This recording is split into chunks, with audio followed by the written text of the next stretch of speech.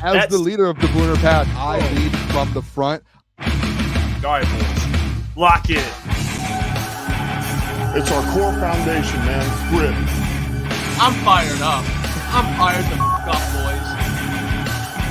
It's pumping right now. It's got my juices pumping, boys.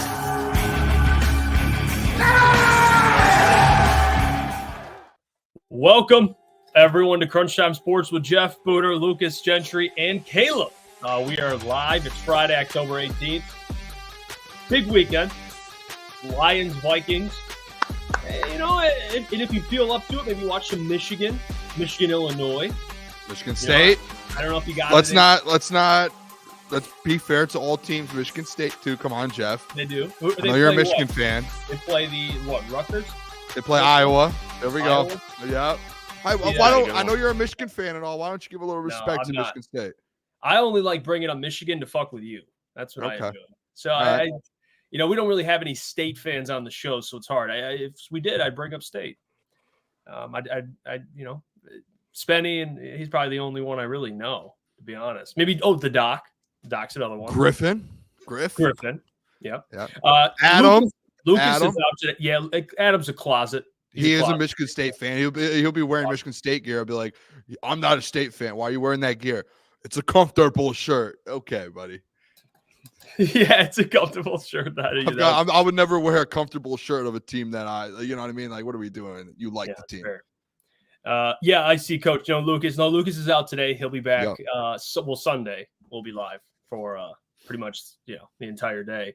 I cannot wait, fellas. We'll break all that down and more. I also have a quote from Za'Darius Smith I'm going to show the people at 8:15. But before we get into any of that, did you hear Christie in the shade? My gosh. Did you see the shade that he threw at Dan Campbell today? I mean, it was popping up all over my timeline. Ridiculous. Dude. I mean, Christie. I don't even know. Dude, I'm not I guess a politician. I've heard of the guy. I don't know anything about politics. The only thing at this point, this guy's just a loser, right? Like what is he doing sitting here talking about the Dallas Cowboys and the Detroit Lions and going at Dan Campbell? Like, what does this man know about the Detroit Lions? What does he know about Dan Campbell? This guy's like an absolute loser. I honestly was like shocked to see it. I mean, all it is, you guys know, the first thing that popped in my head, this guy's supposed to be a politician. Detroit Lions are America's football team. This guy's just not patriotic. He's not an American. Christie is just not an American. This man does not care about America. He doesn't want to cheer for America. This man is non-patriotic. That's what I took out of Christie today. Guy is a loser and he's non-patriotic. He shouldn't be allowed to be in politics. Yeah, when I saw the name, I didn't know who it was at first, and then I saw the picture of who said it. I was like, this fucking guy. Yeah. This guy said this about Dan Campbell.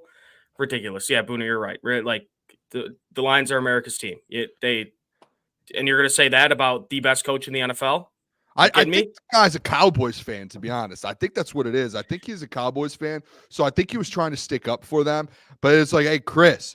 Jerry Jones, they asked him about it, and he was like, dude, I don't care. This is the NFL. It's like, if you're getting blown out, and that's going to happen to you, welcome. And the Christie guy's like, we're all professional. Like, they're professionals. Be pros about it. Buddy, this isn't politics. This is football. Quit trying. What do you think the world we're living in? This is football. This Dan Campbell biting kneecaps. What a loser this guy is. I'm sorry. I'm not getting worked up today. I promise, boys. I think it's warranted. Guy's a loser.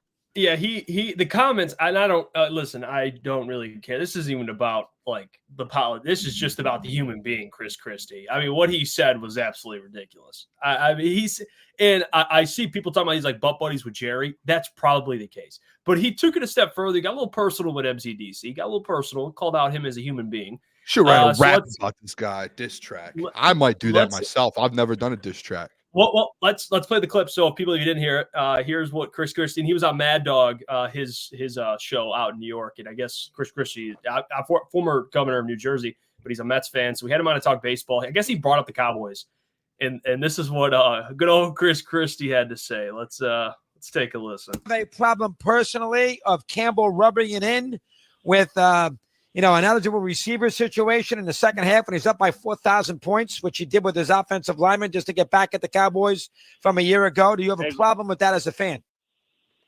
No, that's Dan Campbell. He's got no class. Never has. So Oh, really? it's fine. It's fine. Look, Dan Campbell, that's the way he is. And what goes around comes around. You know, there'll be a time when. So when you were bothered. the So worm you is were turned. bothered by it. Okay. Well, You I were just bothered think it was. Look, and I think that it's misdirected. You know, Dan Campbell's angry because the referees got a call wrong in the game a year ago. Well, then, you know, run that play on Roger Goodell. The Cowboys had nothing to do with the play being called incorrectly. It wasn't a challenge that the Cowboys made. It was the call the referees made. The Lions got hurt by it. The Cowboys benefited by it. But now, so because of that, you want to take your peak out over that while you're, beating the hell out of these guys and rub it in. I don't think that's what pros do. But it's his prerogative. It's the reputation that he'll carry around. And quite frankly, I think most people think that's his rep now anyway. Wow. I mean, What a okay. loser. Oh my God. I laugh because, Unreal. like, oh my gosh. And here's the thing, like, and Dan Miller put out a tweet. Shout out to Dan Miller, the absolute GOAT. And he said it best. You can say whatever you want about him as a coach. The last thing you can do is say anything about Dan Campbell, the human being. That is like it's not that, you're not allowed to say anything bad about Dan as a human, but if you do, you're crazy. Like, that is like the last thing that anyone would ever think. Oh, what do you say? Classless, always been. Like, what do you mean? Wait, can you throw that up real quick? Mean? Can you just put that back up real quick? There's a certain part I want you to where it's just like, it's shocking to where I think even Chris or Mad Dog Russo, not Chris Christie. I'm not talking about Chris Christie. Mad Dog Russo. Like at the beginning, can you just go to the beginning when he first says it, and you hear Mad Dog just be like, do you have so a problem shocked. personally Really? of He's like, you're Campbell about to rubbing take it this in route with an eligible receiver situation in the second half when he's up by 4,000 points, which he did with his offensive lineman just to get back at the Cowboys from a year ago? Do you have a problem with that as a fan? No, that's Dan Campbell. He's got no class. Never has. So. Oh, really? Oh, really? Oh, really? Oh, really? He was like, oh, you're about to go down this route with that, like the most liked guy probably in the entire NFL. It's like, oh, you're about to, you're going to say, what about him? Like, this isn't good. Like, I think Mad Dog instantly in his mind's like, oh, no, this is going to blow up. Like, keep going, please. Like, that's what, like in this industry, that's what you want. Chris Christie's just an absolute idiot. This guy has no clue what I mean, yeah, look at this guy. Man, I mean, hey.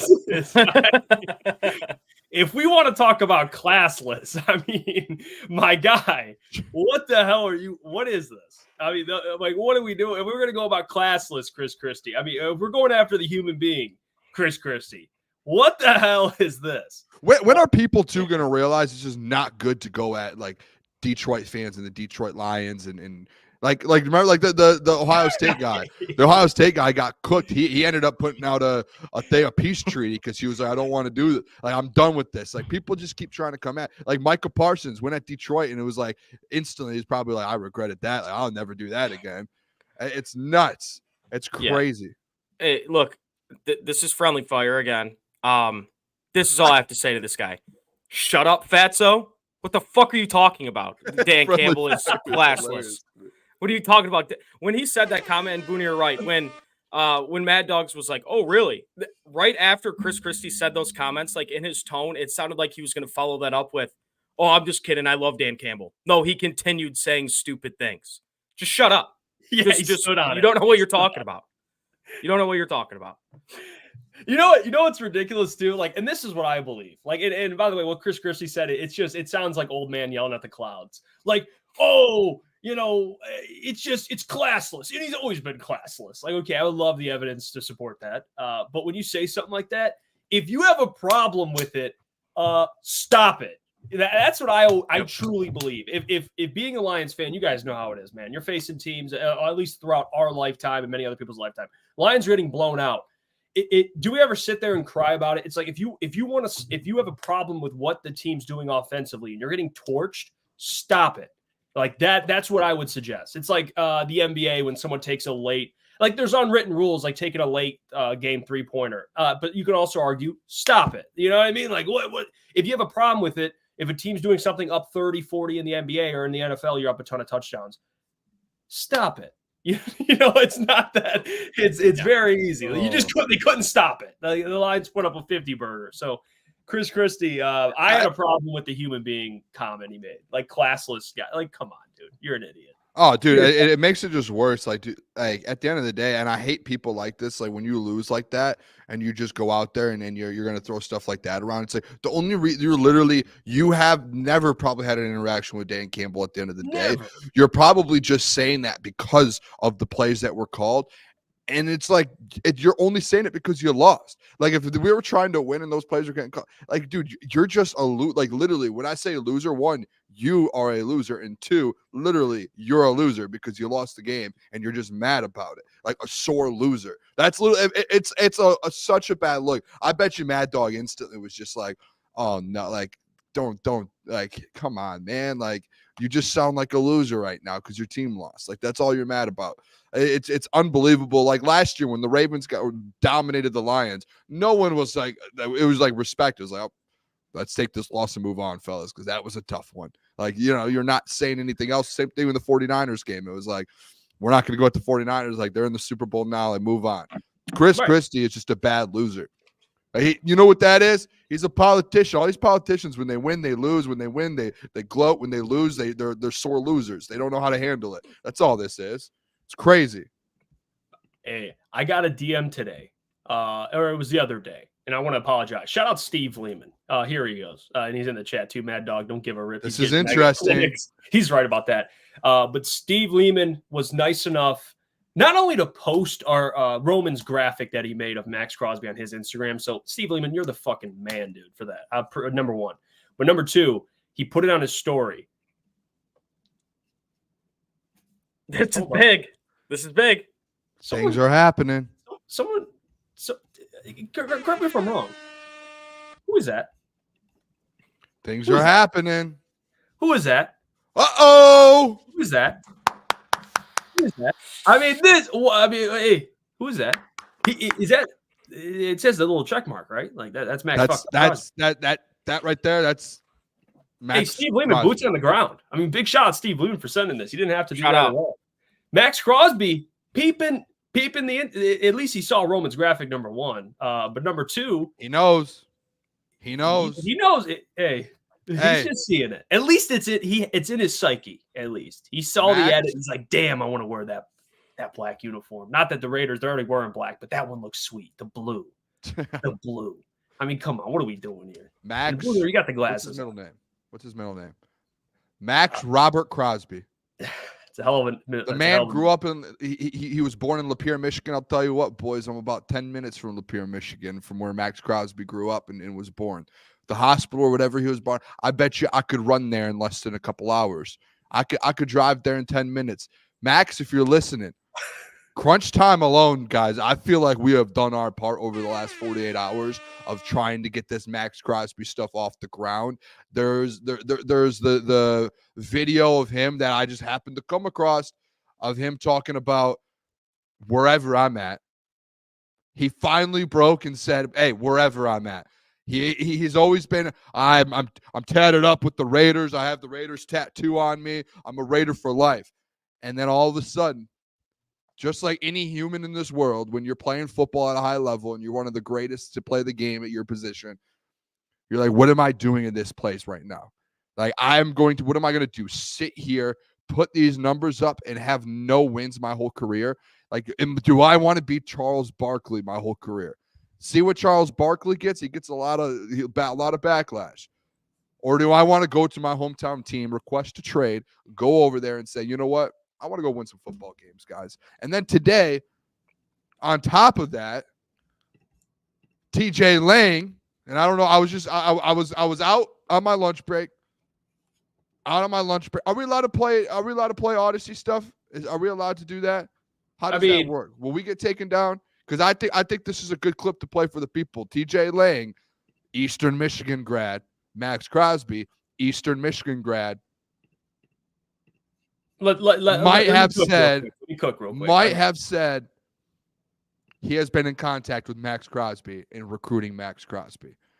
So I think things are starting to heat up a little bit. As much as people are like, it's a long shot. Yeah, it's a long shot. Hey, long shots happen. A lot of hole-in-ones in golf, fellas. I've seen a lot of hole-in-ones in golf. I've never done it. I've seen people do it. Not me personally. I've seen it on Wii Sports. I've seen it on PGA 2K. Well, I think there's a chance for this thing to happen, fellas. I'm all in on this one.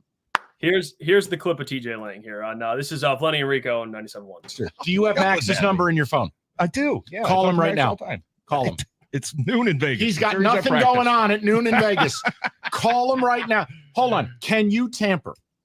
Yeah, I mean, I could talk to Maxx. Why haven't you? I'm not saying I haven't. Whoa! That punched me up. 307. Talk to Maxx. TJ Lang is working Maxx Crosby to be alive. I mean, this. Hey, Look, I'm praying the conversation wasn't just like joking around, like, "Oh yeah, come to Detroit." I'm hoping he's putting up like a good argument why he should force his way here. Put a LeBron game up on him, TJ. I mean, you look at the pros and cons list for Maxx Crosby, why he should want to come to Detroit. There's not many cons. You grew up here. This is a winning team.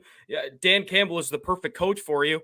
Look, it's becoming more realistic every single day that this trade goes down. I'm going to be honest. Right when the rumors came out, a week or so ago, I was saying, no. I mean, there's no way this is happening. Then Crosby says, I want to, wherever I am, I want to win.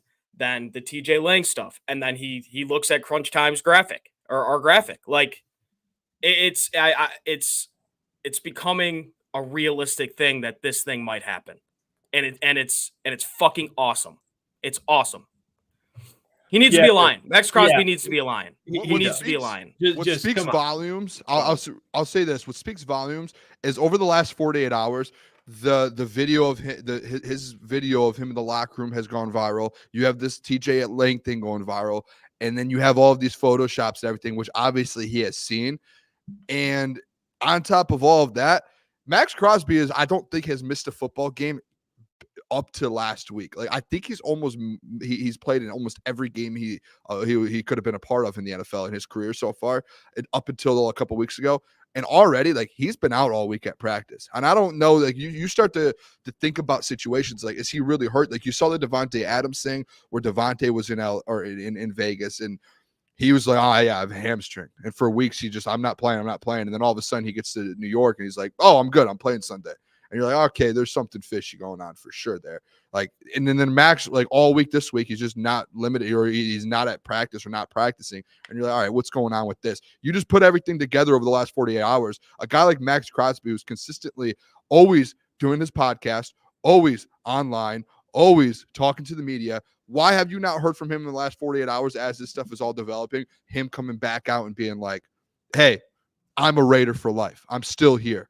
Because that's what he's been doing the last couple months. So why all of a sudden has he not came out in the last 48 hours and said, hey, I'm going to be a Raider for life. I want to stay here forever. And he hasn't. And all of this stuff has started to take place with the Devontae Adams trade. And that was where the first comment happened, was they asked him about that. And he's like, I'm not here to rebuild. So if they're going to rebuild, essentially, you could tell the tone in his voice was like, get me out of here if we're going to rebuild again. And they're going to. Like, they're talking about Bill Belichick going to the Raiders. Like, there's all the, like, it's going to happen. Like, there's going to be a rebuild. And the fact he hasn't said anything, and he's a guy that's always extremely vocal, multiple podcasts. Like, he is a guy that is out there with that stuff. I have not heard anything. And Za'Darius said he practiced today. I saw a tweet that said he was limited the last few days, or he was on, like, he wasn't really practicing. So I don't know how true that is.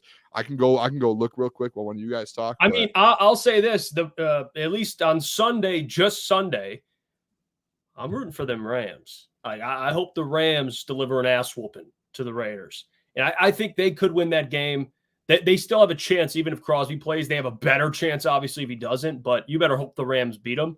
And moving forward, you just hope the the Raiders continue to lose.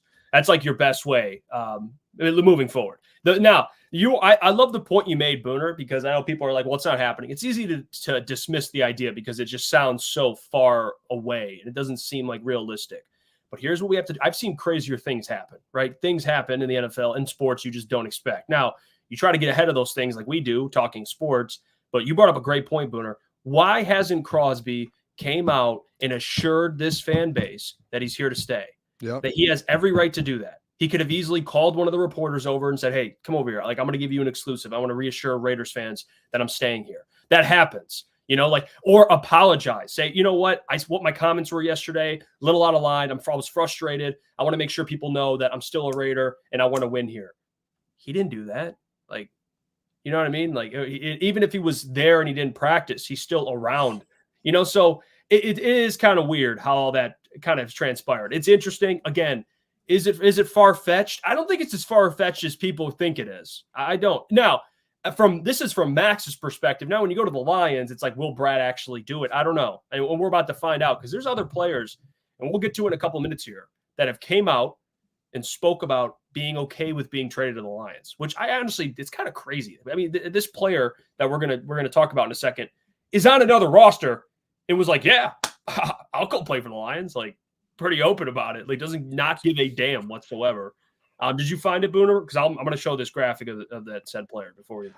Well, no. So yeah, there's a couple, and I just got a couple more things on the match. Yeah, go ahead. Thing. I want to stay on it just for a little bit longer. So he did not practice all week. Today he was limited practice. So he's had the injury, so he's back a little bit today. But it's still like a guy like him, guys. Like, he doesn't miss a lot of time for injuries. And it's just an interesting situation. Like, I know he could have had an injury. We could be looking too deep into it.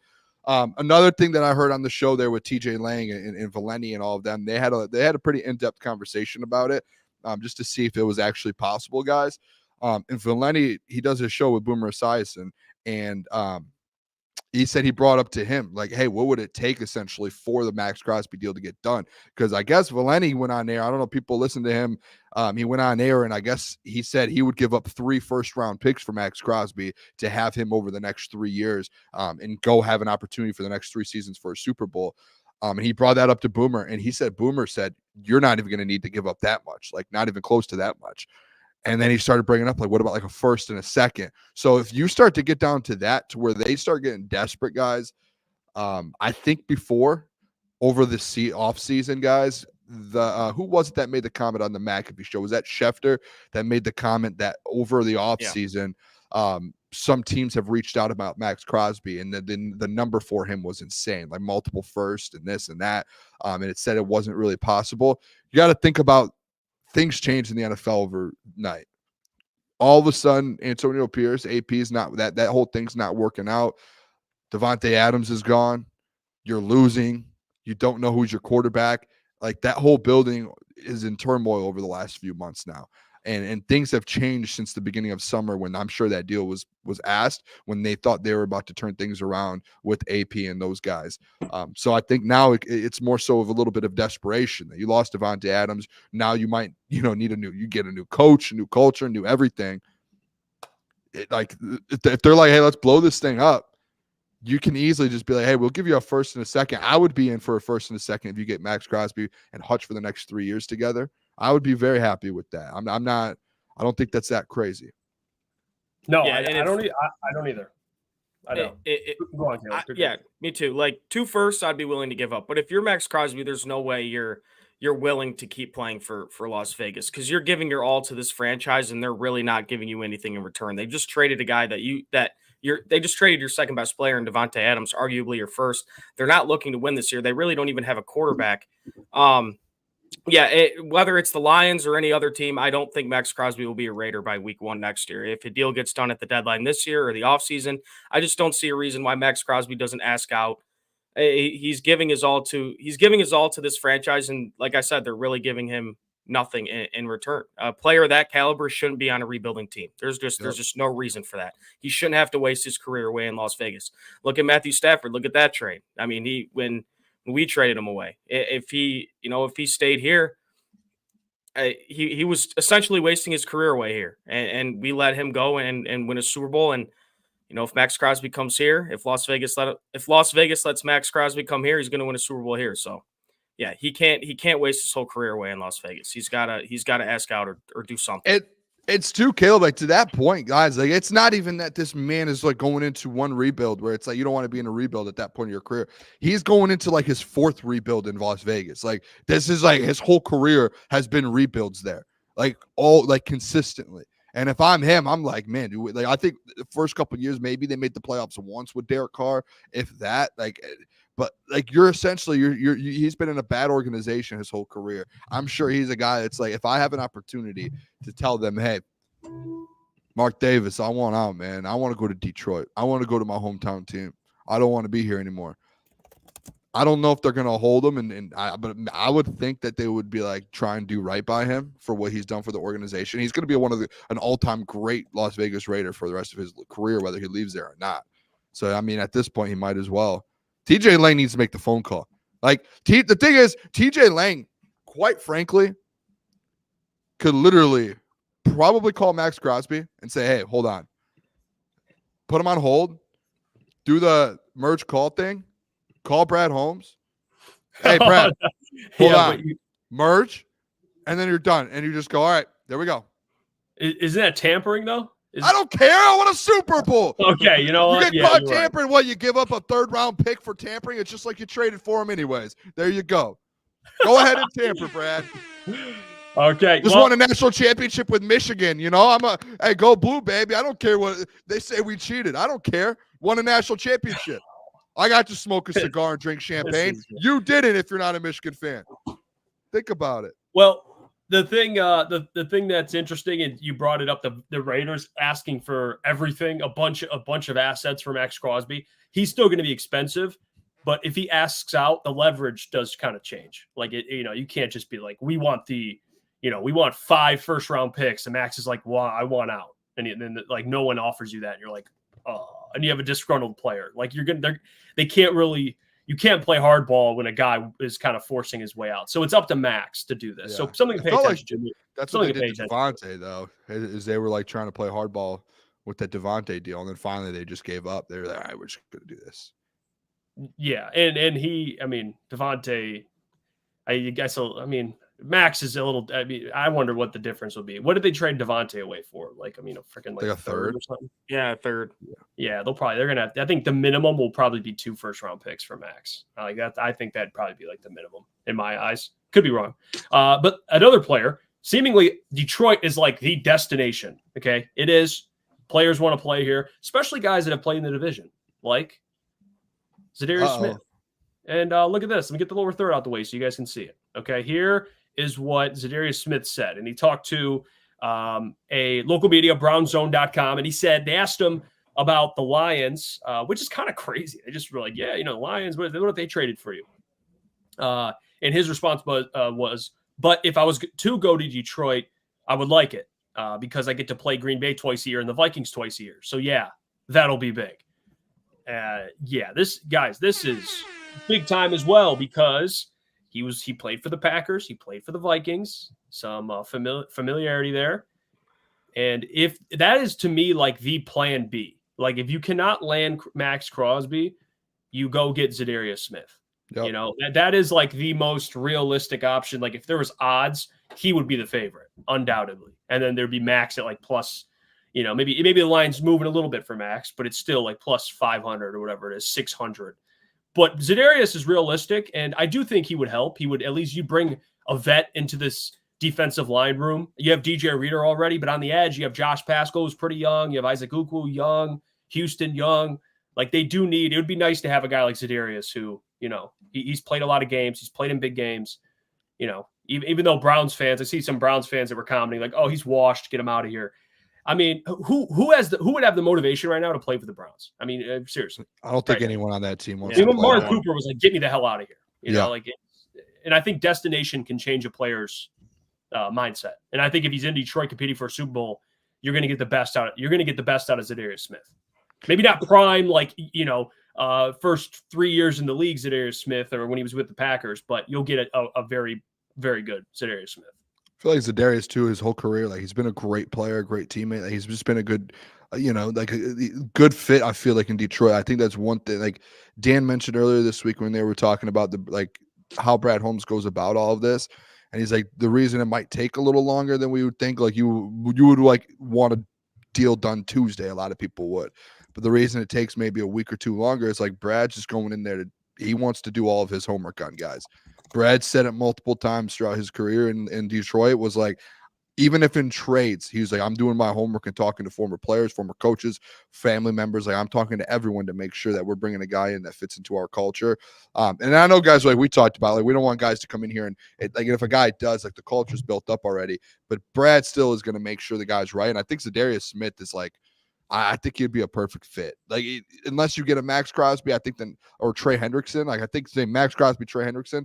I think the next best option for the Lions, if they can't land one of those two, is Za'Darius Smith. Like that, he can give you the production. He's going to set the edge. Like, he's going to do everything you need to, not as a Hutch level. But remember, guys, yesterday when I was telling you, like, you just need to get back afloat defensively. Like, you have the two of the best defensive tackles, probably the best duo in the NFL. You have the linebacking crew. You have the safeties, the corner. It's like, if you could just stay afloat in that edge room and bring in a Za'Darius Smith in, especially if he's already, while he's in Cleveland, being like, yeah, I would love to go to Detroit. Like, that'd be awesome. Like, how often do you see a guy in a trade market ever say, I would love to go to that place publicly? Does not have. I don't think I've ever seen it. So they throw it out there and he publicly says it. So I remember a couple weeks ago, I was one of the ones that said, hey, let's do Za'Darius Smith. Let's bring him in. Like, as soon, or not a couple weeks ago, but as soon as the Hutch injury happened, that was my first thought, was Crosby kind of out. That's like a stretch. Well, we were talking about Za'Darius before Hutch went down. Remember. Do you remember the summer when we said we needed an edge across from Hutch? Yeah. That was a conversation we've had. Shout out. I will give credit. Shift God dropped it in the chat. Like, I'm pretty sure Shift God dropped it. Correct me if I'm wrong, Shift God, but I think that was in the chat like a week or two prior to Hutch even getting injured. So I think Za'Darius was a name we talked about like early and even in the summer. Like, do you remember when the draft came around and we all were talking about drafting an edge and they didn't draft an edge? And we're like, all right, we got to go get someone because, you know, the injuries with Davenport, this, that. Za'Darius was one of the ones that kept coming up all summer long. He's a guy who probably just wants to win football games at this point, wants to play. Like, he's had a long career. He's had a good career. He's like sitting there like, I can produce. I can stay healthy. I just want to go win football games. I would love Za'Darius Smith in Detroit. And it's probably for like a third or a fourth round pick. It's such an easy ad.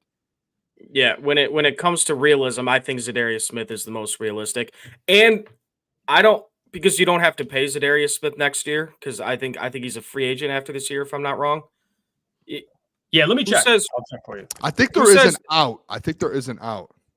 Yeah. I think if you go get Za'Darius Smith, who says you don't go get another guy too? If that's like Jadeveon Clowney or someone else. Yep. So if you go get Za'Darius Smith because he's not going to be expensive, you can go get someone else. Za'Darius Smith has been he's not as good as he was. He's 32 years old, but he was a key member of some good defenses, those Baltimore defenses and those Green Bay defenses. This would be a good ad. Obviously he's not my number one. Crosby's my number one, but if we got Za'Darius Smith and then went and got another guy too, I wouldn't be angry about it. And yeah, those comments, I mean, that's pretty evident that he said it. I'd be okay coming here. And if you're like, if that Cleveland locker room right now has to be like, what the fuck are you talking about right now? Like, you're still a Brown. Yeah, like we're still the game this week. Detroit. Yeah. But yeah, I'd be not necessarily the happiest with Za'Darius Smith, but I'd be okay with it. By the way, I just found out we're going to have, which is great. It's not bad. I'm excited. But we're getting a Vikings beat writer on in about 8 minutes. So that'll be exciting. We'll get to talk to someone more keyed in. So stick around, everyone. 8:45. We'll talk to Tyler, and he does a great job covering the Vikings. So it'll be nice to get injury updates, storylines of the game, and so on and so forth and so on. But I want to give you the updates. Za'Darius Smith signed a 2-year, $23 million deal last year. Before this season. So he's under contract for this year and next year. You could get out of it this summer. You'd have to take the cap hit, which the Lions, I mean, the point being, you'd have him for this year and then next year with Hutch. Mm-hmm. Essentially. Yeah. You have him for next year, and then you're out, and then he's an undrafted free agent, and then you can cut ties with him. I think the cap hit next year is like $9 million, so could be worse. It's not actually that bad. The Lions are going to have a ton of cap space next year, and they're not paying a lot of their key guys yet, so they can afford to keep him around. If he's pretty good, we'll see.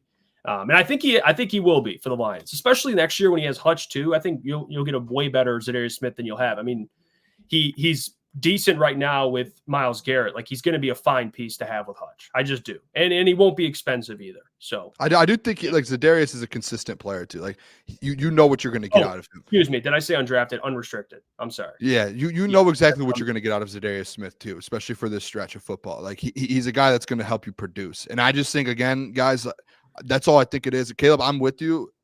One of the things I've been wanting to happen is if you do go out and you miss out on one of the big names, go bring in multiple guys. Like bring in 2 guys. Why not? You brought in the free agent. Go get, I don't know, like you said, Clowney. Go get someone. Just go find. It doesn't even have to be a high level player like Za'Darius Smith. Just go get a mid level guy to where you have Za'Darius and then you have another rotational piece in here to where you have options and you can set guys up. You can set things up. You could try and build guys up and find different opportunities for guys. But like unless you get a Maxx Crosby or something, you have to go out there and get multiple pieces. At least I think. And I think that just gets every time you get a new piece, like your percentage of winning the Super Bowl goes higher and higher because you're building that defensive line up.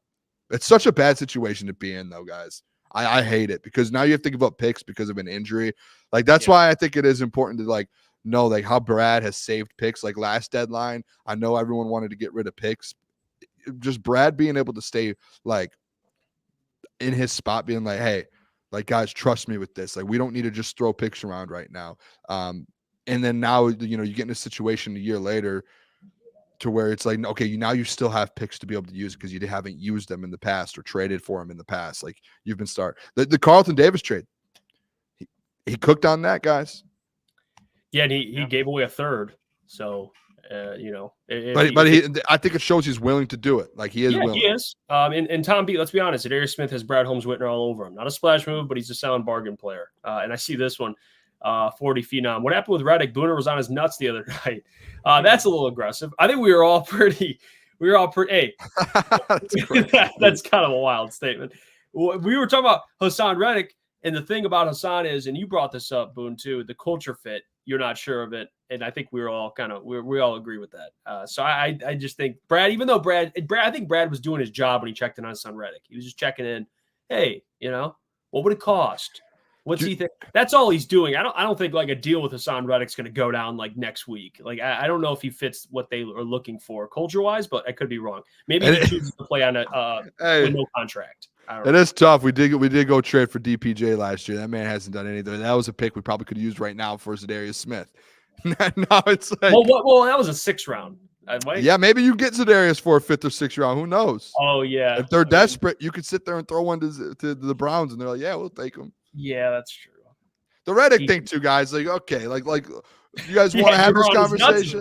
What's going on? I mean, the whole world was when you hear Brad Holmes like had a conversation about a player, we're going to talk about it. And honestly, when we talk about it, there's 2 things you're going to talk about. One, if the deal gets done and the deal happens, how does that fit into the team? I guess maybe I just talked about that side a little too more than the other side, to where it's why we wouldn't want him. But I would have loved the deal to get done. I'm a Brad Holmes stan. If Brad Holmes does something, I trust that man fully. Besides DPJ, I knew all along from the jump that was a bad idea. Yeah, Michigan man though. Michigan man for career. I fell for it. You did, brother. I brought up Caleb. I don't know how you felt. You didn't have an opportunity on here to kind of. I wasn't able to pick your brain on it, but I thought, hey, he was productive with Baker. I liked it. I bringing DPJ liked the move. I thought he was like the perfect receiver. Like I thought he was exactly what we needed. Turns out that is not true. He wasn't great. And I will say this: shout out Josh, my brother. State championship game when Donovan Peoples-Jones was on Cass Tech. I've never seen someone get their ankles broken so bad that my DPJ snapped my brother's ankles in half. Oh no! On kick return. Shout out Josh though. He was a good football player, but it was a rough one. It was a rough one. But yeah, DPJ. I mean, you give a 6th round pick for a flyer like DPJ. Like you could just see what happens with him. He's super talented. It just didn't work out. And like Booner said, yeah, you could have used that pick for like a Za'Darius Smith right now, but hey, you can't win them all here. You can't win. No, you can't. You're trying, and like again, like the biggest thing with all of it is it comes down to you had no clue, guys.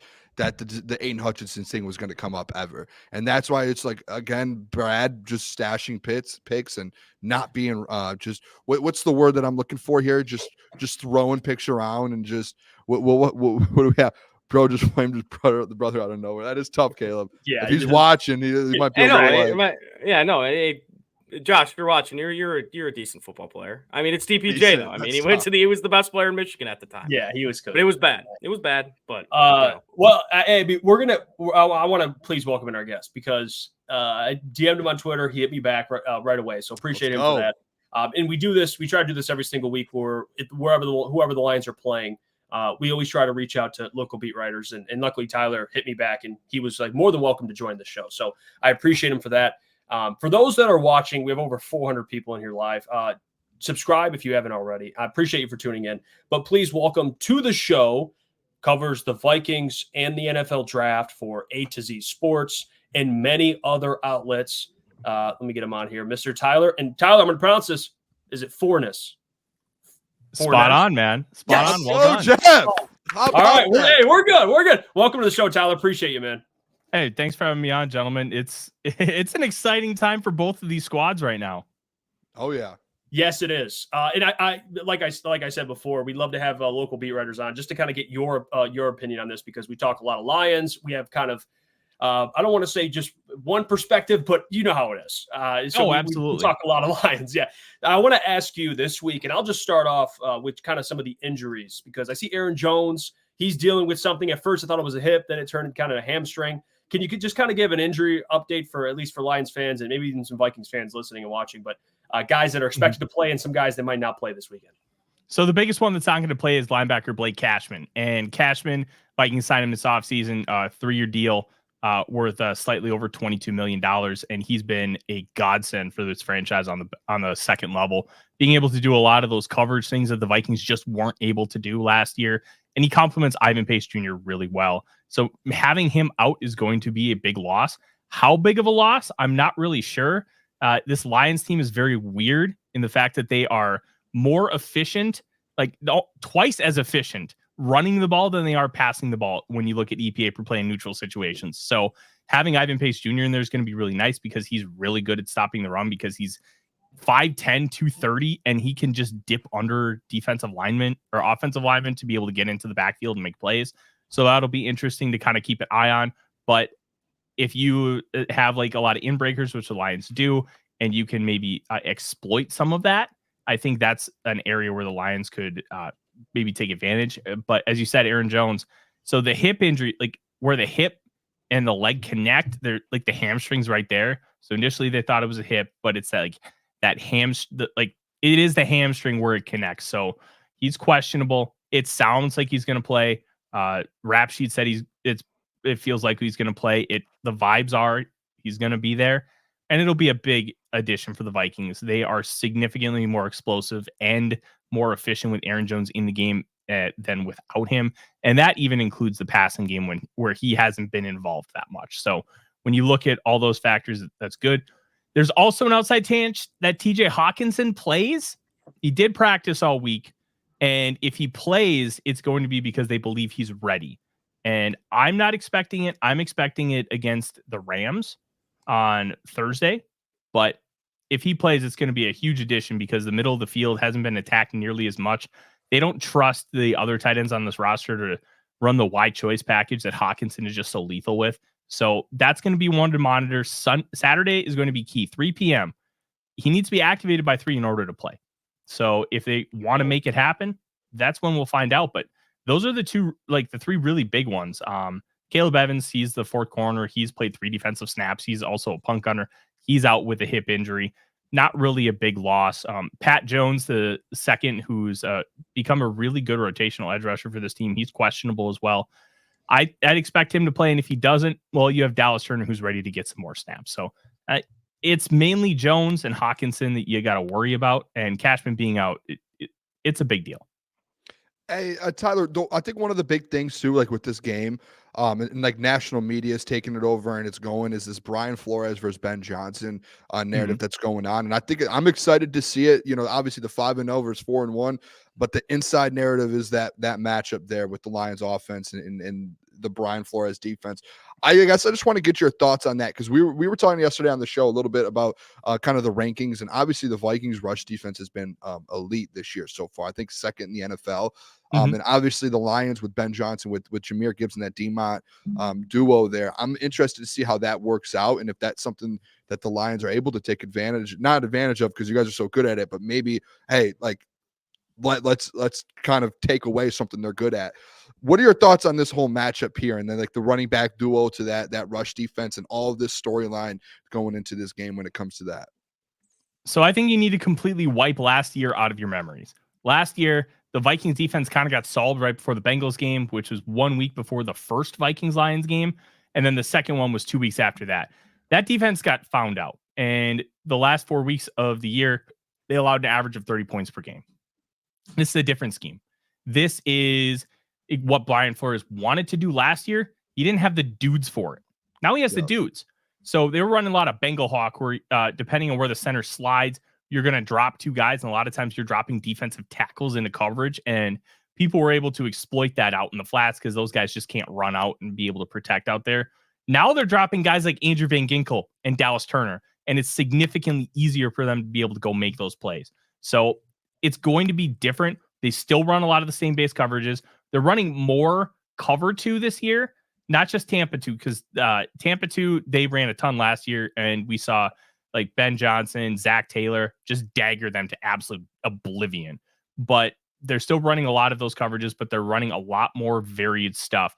They're running cover 1. They're running the most cover 0 of anybody in the National Football League, and they're doing it out of a lot of different looks. It's going to take Jared Goff time to figure out how they're going to be able to like disguise some of this stuff, because they're going to line up consistently with everybody at the line of scrimmage. The Andrew Van Ginkel pick 6 on Aaron Rodgers. Third play of the game, they lined everybody up, blitzed them all. And then a few plays later, they lined everybody up, dropped Van Ginkel, pick 6. They baited Rodgers into that throw. So they're going to try and do some of that with Jared Goff. And one of the big things with Goff, he has historically struggled under immense pressure. What does Brian Flores love to do more than anybody in the National Football League? Blitz. He is number 1 this year again in blitz rate. I believe it's at 41%, but he's way more calculated with how he's blitzing. He is not being aggressive just to be aggressive. He's being aggressive for a purpose, and that purpose is being felt across every team that's played the Minnesota Vikings so far, and I'd expect that chess match to continue. But the big thing, as you mentioned, is the run game, and the Lions are, I like to look at things in neutral situations. So I like to look at some of the advanced metrics. EPA per play and success rate are 2 of the big ones. And when you put the win probability between 10 and 90%, so the game is still relatively in reach for the other team, because the Vikings have had 20-point leads in 3 games so far this year, and they had another 17-point lead against the New York Jets. The Vikings are number 1 in EPA per play allowed, and they are number 1 in success rate allowed. And the Lions in the run game are number 1 in EPA and success rate. Who's going to win? How is that chess match going to be factored in? Because the Vikings don't have a strong defensive line. What they do is they have smart players who can maneuver, find cracks, and be able to go make plays in the backfield and pursuit. So that chess match is probably going to be the one that everybody's going to want to watch, because that Lions offensive line is really, really good. The backs are a classic thunder and lightning tandem who are both playing out of their minds. And if you can stop the Lions running game, I think that this win will be very easy for the Vikings. But it's going to be very hard to stop a running game that good. It's conceptually it's simple, but doing it is difficult. Yeah, Tyler, I got to ask you about Sam Darnold here. I think Kevin O'Connell is starting to have the Kyle Shanahan type effect on quarterbacks. Obviously, it helps Sam Darnold throw into really good weapons in Justin Jefferson, Jordan Addison when he gets a healthy TJ Hawkinson back, Aaron Jones. What is your confidence level that Sam Darnold can continue the success? And do you think he could be the guy under center that can get this team to the playoffs? There's a lot of season left. I know you guys are 5-0, and he's looked really good so far. Process. It's about process, and he's utilized really good process. I've actually said on one of my own shows that he should calm it down just a little bit. He's trying to hit that intermediate deep ball. He's trying to hit that 20-yard dig. Dude, the 8-yard crosser is there. It's okay to take a layup. And I think he needs to do just a tiny bit more of that. But that aggressive mentality, is really important for how Kevin O'Connell wants to play. He empowers his quarterbacks to be able to sit in a pocket and fire the ball 15 yards down the field on an in route. And the interception he threw against the Jets was a great decision. It was open. He just sailed it about 2 yards too high. And I wonder how much of that was due to the field conditions, and he got smacked in the first quarter. And we wonder how the ribs were affecting him all game. We haven't really heard from the Vikings or Darnold that they were, but they're not going to tell us. That's something that'll probably leak out come February. But the big thing with Darnold is keep utilizing the same process. Keep trying to find these plays down the field. But when they're not there, it's okay to take the check down. And Kevin O'Connell asked his offensive line to play at an extremely difficult level. He asks them to hold for 3, 4, and 5 seconds. The Vikings are top 5 in most time to pressure as far as how quickly pressure gets to the quarterback. Sam Darnold, that's the second highest time to throw. And with all of that, the Vikings have the 9th best pass block win rate, according to ESPN Analytics. So they judge that based on how often you can sustain blocks at 2.5 seconds or longer. They're asking these guys to play at a very difficult level, and they're doing it. Now, how much of that can be attributed to like the offensive line and the scheme? Like, that's completely up to you. But I really think that if you can get Darnold to just take 1 or 2 more layups a game and not always try to chuck the ball down the field, because he's either second or third in yards per attempt. He is chucking it. And it's okay to take 10 yards. It's okay to take 5 yards. It's something that took Patrick Mahomes a long time to really be comfortable with. And now you see the Chiefs offense. They're not really efficient or explosive. They just function because Mahomes knows when to hit it for 6 yards or hit it for 60. And that nuance, I think once Darnold kind of gets comfortable in that realm with this offense, that's when this team can really go places. If you look at some of the teams over the past 25 years, 2 come to mind, and Aaron Schatz, who's creator of DVOA, pointed this out. The 2000 Ravens and the 2015 Denver Broncos, because the 2015 Broncos had Peyton Manning in the final year of his career. Remember, he was basically a ghost. He stunk. He could barely throw a football. 2000 Ravens, Trent Dilfer. Trent Dilfer was not good. He was so average or worse that they let him go after the only time a team has intentionally moved on from a Super Bowl winning quarterback. And Darnold, I think, is better than both of those guys, especially when it comes to talent. And if he can just continue to play this well and the defense keeps it up, like, this could easily be a Super Bowl winning team, but we have a lot of time and a lot of variables to factor in before we can really make a claim that this is the Super Bowl favorite. But they're easily in the top 5, top 6 of teams that could easily make that Super Bowl. Yeah, absolutely. So, Tyler, and I'd love to get your thoughts on just the NFC North in general. I mean, this year with the Bears, despite the schedule they've played, but in a rookie quarterback, they're winning games. The Packers now with Jordan Love back, they're winning games. The Vikings are undefeated. The Lions are good again. So were your thoughts on just how tough this division is now? I mean, easily right now, best division in football. So this is interesting. The Vikings are the only team so far to have beaten a team above 500. They're 2-0 against teams with records above 500. They beat the Houston Texans 34-7. They beat the Green Bay Packers 31-29. Across the rest of the division, they're 0-4. So I don't know how truly good this division is. And you mentioned it right off the top with the Bears. We don't know how good the Bears are because they've kind of beaten up on some poor teams. But at the end of the day, it's still the NFL and you still got wins. It's not like the Colts are just this abomination of a team. They should have lost to the Titans, but of course, Will Levis with his hands on his helmet, that was the image that'll last forever and ever. Yeah. I don't know how good this division is. Plus, we've only seen one division game up to this point. And it was Vikings-Packers. So I think once we really get into the meat of the division schedule, we're going to find out how truly good this division is. But right now, they have over a plus 200 point differential across the division. They're 17-5. They're playing great football, especially on the offensive side. This could be the best division in football, but I do think it's too early to make any kind of real declaration for the sole fact that we have a 6-week sample size. In the NFL, it takes like 2 weeks just to get the rust off. So I think we'll be able to answer that question better in about 3 weeks. But let me tell you, for a Vikings team to make a surprise run like they are right now, I'm not loving the fact that the other teams in the NFC North are having this kind of success. Hey, Tyler, one thing with the Sunday game, I just had kind of a two-part question here for you. The first one, I just want to know how you feel like the game's going to go. Just high scoring, defensive game kind of just in general. And then with that too, kind of a score prediction for the game. I'm interested because on my end a little bit, I know the defense, the Vikings defense, I feel like we could see a higher scoring game, especially with the wide receiver core and the weapons that you guys do have there in Minnesota. And then the Aiden Hutchinson loss.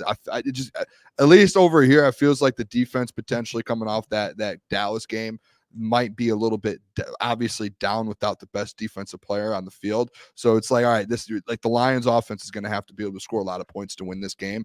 How do you see the kind of the game rolling out there? And then what is your score prediction for the game as well?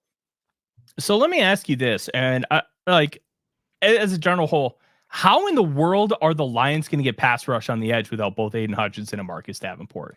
Because I have not been able to kind of figure that out, but I also haven't been able to watch every single game to try and really dial in on how they're going to scheme it. Because without Hutchinson, you got to change. It feels like you got to change almost everything about how you're attacking up front. How are they going to get pressure? I'll say this. I mean, we've been talking about it all week.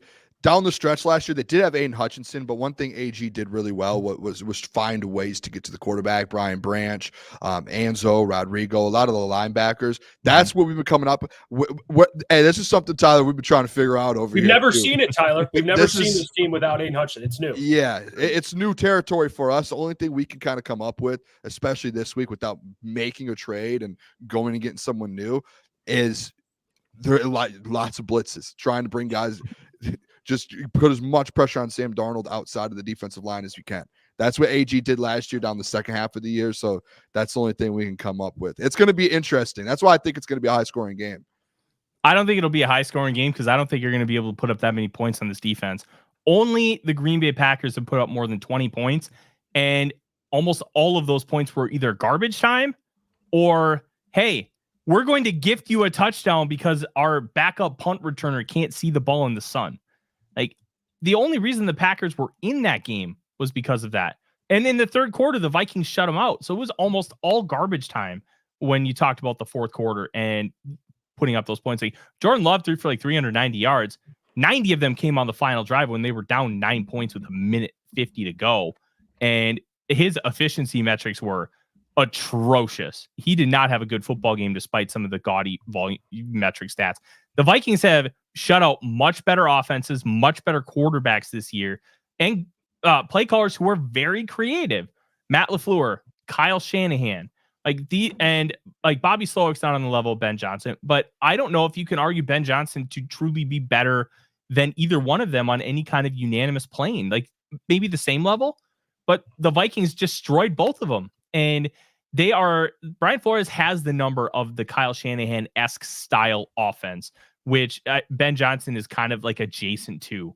And I think that this is not going to be the highest scoring game. I do think it ends up being 27-20 Vikings, but the Vikings have a tendency to jump out early and often. And then the defense just takes over and does not let you get any kind of real momentum. And if you want to get momentum, you're going to have to nickel and dime your way down the field. It's not through explosives. It's through 5-yard pass, 8-yard pass, 6-yard run. And they are going to grind you to a halt. Now, with the way Dan Campbell leads this team, grit and toughness and biting kneecaps, all the memes and phrases, that's real. And if there's a team that's going to be able to do those things, I do think it's the Lions, because they have no problem just putting their head down and saying, all right, let's go. Like, we'll take your best punch and we'll fire back. Like, that kind of mantra might be what takes this defense down, but I just don't see it. This defense is so multiple. They're so confusing to everybody on the planet. And Brian Flores has 2 weeks to prepare for this. And I think he's going to have something real special for him. I think the Vikings squeak out a win. If this was in Detroit, I'd probably flip the result. But that US Bank Stadium crowd is just bonkers. And the home field advantage is real. Mm-hmm. And I don't know if you guys have ever been there. It is a special environment when the Vikings are, one, playing, and two, especially when they're playing well. It is loud. It is impassioned. And remember, against the Texans, 4 consecutive, not like 4 straight plays, 4 consecutive pre-snap penalties. Like on the same play, it kicked them out of field goal range. Like that's the kind of impact that this crowd has. So because it's in Minnesota, I'm leaning Vikings. But look, this is the biggest Vikings-Lions game of my lifetime. I'm 34 years old. I got to watch Barry Sanders play. I remember watching vividly when he broke that rushing title, or when he broke 2,000 yards against the Jets. Like, never has there been a game other than the game where Chris Carter caught his 1,000th catch. Never has there been a game this big between these two teams, and it's really exciting. Yeah, I got to ask you for fantasy purposes, at least, Aaron Jones, he did practice Friday, but he was deemed as questionable for Sunday. Is this going to be a heavy Ty Chandler game, or are we going to see some Cam Akers who you guys just traded for? Is it going to be running back by committee, or because Ty Chandler did look good when Alexander Madison went down last year when he got the heavy workload? Are we going to see a good amount of Cam Akers on Sunday? No, I think they traded for Cam Akers strictly for depth purposes. And the only way that he gets significant playing time is if Aaron Jones goes down and Ty Chandler struggles as like the lead dog, because Chandler's a great complimentary back right now, but he never had a heavy workload in college. He only, across 5 seasons, he only carried the ball about 600 times. That's not exactly a hefty workload. And coming up with the Vikings, he's had like one game where he's had over 20 carries, and that was against the Bengals last year, over 120 yards and a touchdown. He looked really good. But he still struggles a little bit with vision and zone concepts. But if you get him on a toss sweep or a gap run, he's going to pulverize you. And he's got elite level quickness and explosiveness to be able to take advantage of some of those things. But if Jones doesn't play, I would consider starting Chandler. But I wouldn't touch Cam Akers right now with a 10-foot pole as for fantasy purposes. But if you definitely have Jones, I would consider getting Ty Chandler as a handcuff right now. All right. Well, we appreciate you, Tyler. You're the man. We love doing this because it's interesting to hear your perspective on things. I mean, even, hey, if we think the Lions are going to win, you think the Vikings are going to win, at least picking your brain is great. So we appreciate you. Check out Tyler's stuff at The Real Forno on X. Give him a follow. And appreciate your time, Tyler, as always. Thank you, gentlemen. Have yourself a great night and enjoy the game on Sunday. Let's go. Appreciate it, Tyler. Mr. Tyler Forness. By the way, I know Lions fans in the chat there, they're going to disagree. They're going to disagree, and it's funny. I love the disagreement. That's why I enjoy, and we do this every single week. We talk to different beat writers, and we do it to get a different perspective. We may not agree with everything they say. There's things Tyler said that we're sitting there, okay, we don't agree with it, but again, he's speaking from a completely different perspective there. So for sure, it was interesting to see people in the chat are like, Jeff's probably laughing. I was dying when Booner was like, high scoring game. And he's like, no. It was instantly, it was no. I was like, okay. No, yeah, it's shout his out opinion. Tyler. He thinks it'll be lower scoring. More of a defensive game. I'm curious. I mean, I would love to talk about it. The Brian Flores versus Ben Johnson thing, like how this game's going to go. Where are you guys at with that? High scoring, defensive? You already said it, Boone. High scoring. I think this game is, I don't know what you'd classify as high scoring. Like he said 27-20. I can see that score. Like I'm not going to give away my score. We'll get to it later. But I don't think that score is too off. I don't know. What did you mean by high scoring? What would you have in mind? I mean, for me, it would be like 34-27, like in there, maybe like even like a 27-24, which I guess like it's not high, crazy, but like I'm pretty sure that would hit the over. So when I say high scoring, I would say the over hits in this game. But I don't think like I still think that the Lions offense 50.5. 50.5. So like it's I high. think the over is going to hit. Like I would take the over on that. I think it's like a 27-24, 31-27 like type of game. I get what he's saying that like they are holding teams. Like their defense has been playing at a high level, and Brian Flores has been able to hold teams and kind of dominate some teams, especially like the Texans offense. They blew them out, and that's an offense that like 6th in the game in the NFL in yards per game. But like even if you look at like the 49ers and Packers game, like they gave up, what was it, 29-27, 29-28, or 30-29, whatever the score was. I think they gave up like 29 points to the Packers. So But like that when was I'm looking, late. That wasn't that late. which is fine. Yeah, which is fair. I just like I think this Lions team, and I think like this was going to be the best defense probably the Lions have gone up against, and vice versa. Like I do think this is the best offense by a mile that the Vikings are going to have to go up against. Like when you look at like just looking at the offenses they've gone up against, if you're looking at points per game, they've gone up versus 2 top 10 teams in points per game. The Packers at 7th and the 49ers at 8th. And the Packers, like, yeah, you could say at the end, they gave up 465 total yards, 49ers, no CMC. I don't think that they've been able to come across a team like this Lions offense, especially coming off back-to-back 40-point performances. Things are clicking a little bit. Ben Johnson's playing. Like, Ben Johnson is in, like, this is the best we've seen Ben Johnson in his career over the last 3 years, these last 2 weeks. And so he has, like, he is going to be absolutely ready to go, knowing what Brian Flores is going to bring. Like, he's very knowledgeable of that. And I think on the opposite side, Tyler brought up a good point. Like, Brian Flores had a whole week to prepare for Ben Johnson in this offense. So it goes both ways, in my opinion. That's why I think it's going to be such a good football game. People think, if you think it's going to be low scoring, I guess that's fine. I just think it's going to be one of those games to where we know the Lions defense is going to have, like, this is going to be an adjustment for them. Like the first, this week and next week, even if they bring Maxx Crosby or whoever they want to bring in, it's going to be an adjustment period trying to figure this thing out. And as they figure that out, the offense is going to have to score a lot of points to win football games. You're going to have to go get 27, 28, 29, 30 plus. But yeah, like the Lions, they're number 1 in the NFL in points per game, averaging 30 points per game. And we've seen I know the Dallas defense is beaten up, but we've seen them play their best football to date. And they are just going to keep getting better and better and better. So I think it's kind of on both sides, maybe a buzzsaw that teams are running into. And I think that's why it's going to be a little bit of a shootout, because both teams are going to get put on their heels a little bit. I think their defense is going to get put on their heels. Our defense is going to get put on our heels a little bit with the receivers. So I think like 31-27, like those higher scoring, I think the over is going to hit in this game. I think it goes over. I truly do. Yeah, I think you're exactly right. The Vikings really haven't seen an offense like this all season. The Lions are the best offense in the NFL, and the only thing that concerns me a little bit is Brian Flores got an extra week of, preparation and film, because they were on a bye last week. But Ben Johnson can open up a whole new playbook for this game. This is the biggest game of the year so far. I think we saw a lot of trick plays and all that fancy shit last week against Dallas. You could see some of that. Because it's not only fun, but it's effective. And I'm not saying Ben Johnson is going to, run all these trick plays, but he's going to come up with some creative shit to get the ball to his playmakers and Jameson Williams, Jahmyr Gibbs, Montgomery, St. Brown. I mean, the list goes on. Penei Sewell now. He's a fucking, the hook and ladder, that shit was awesome.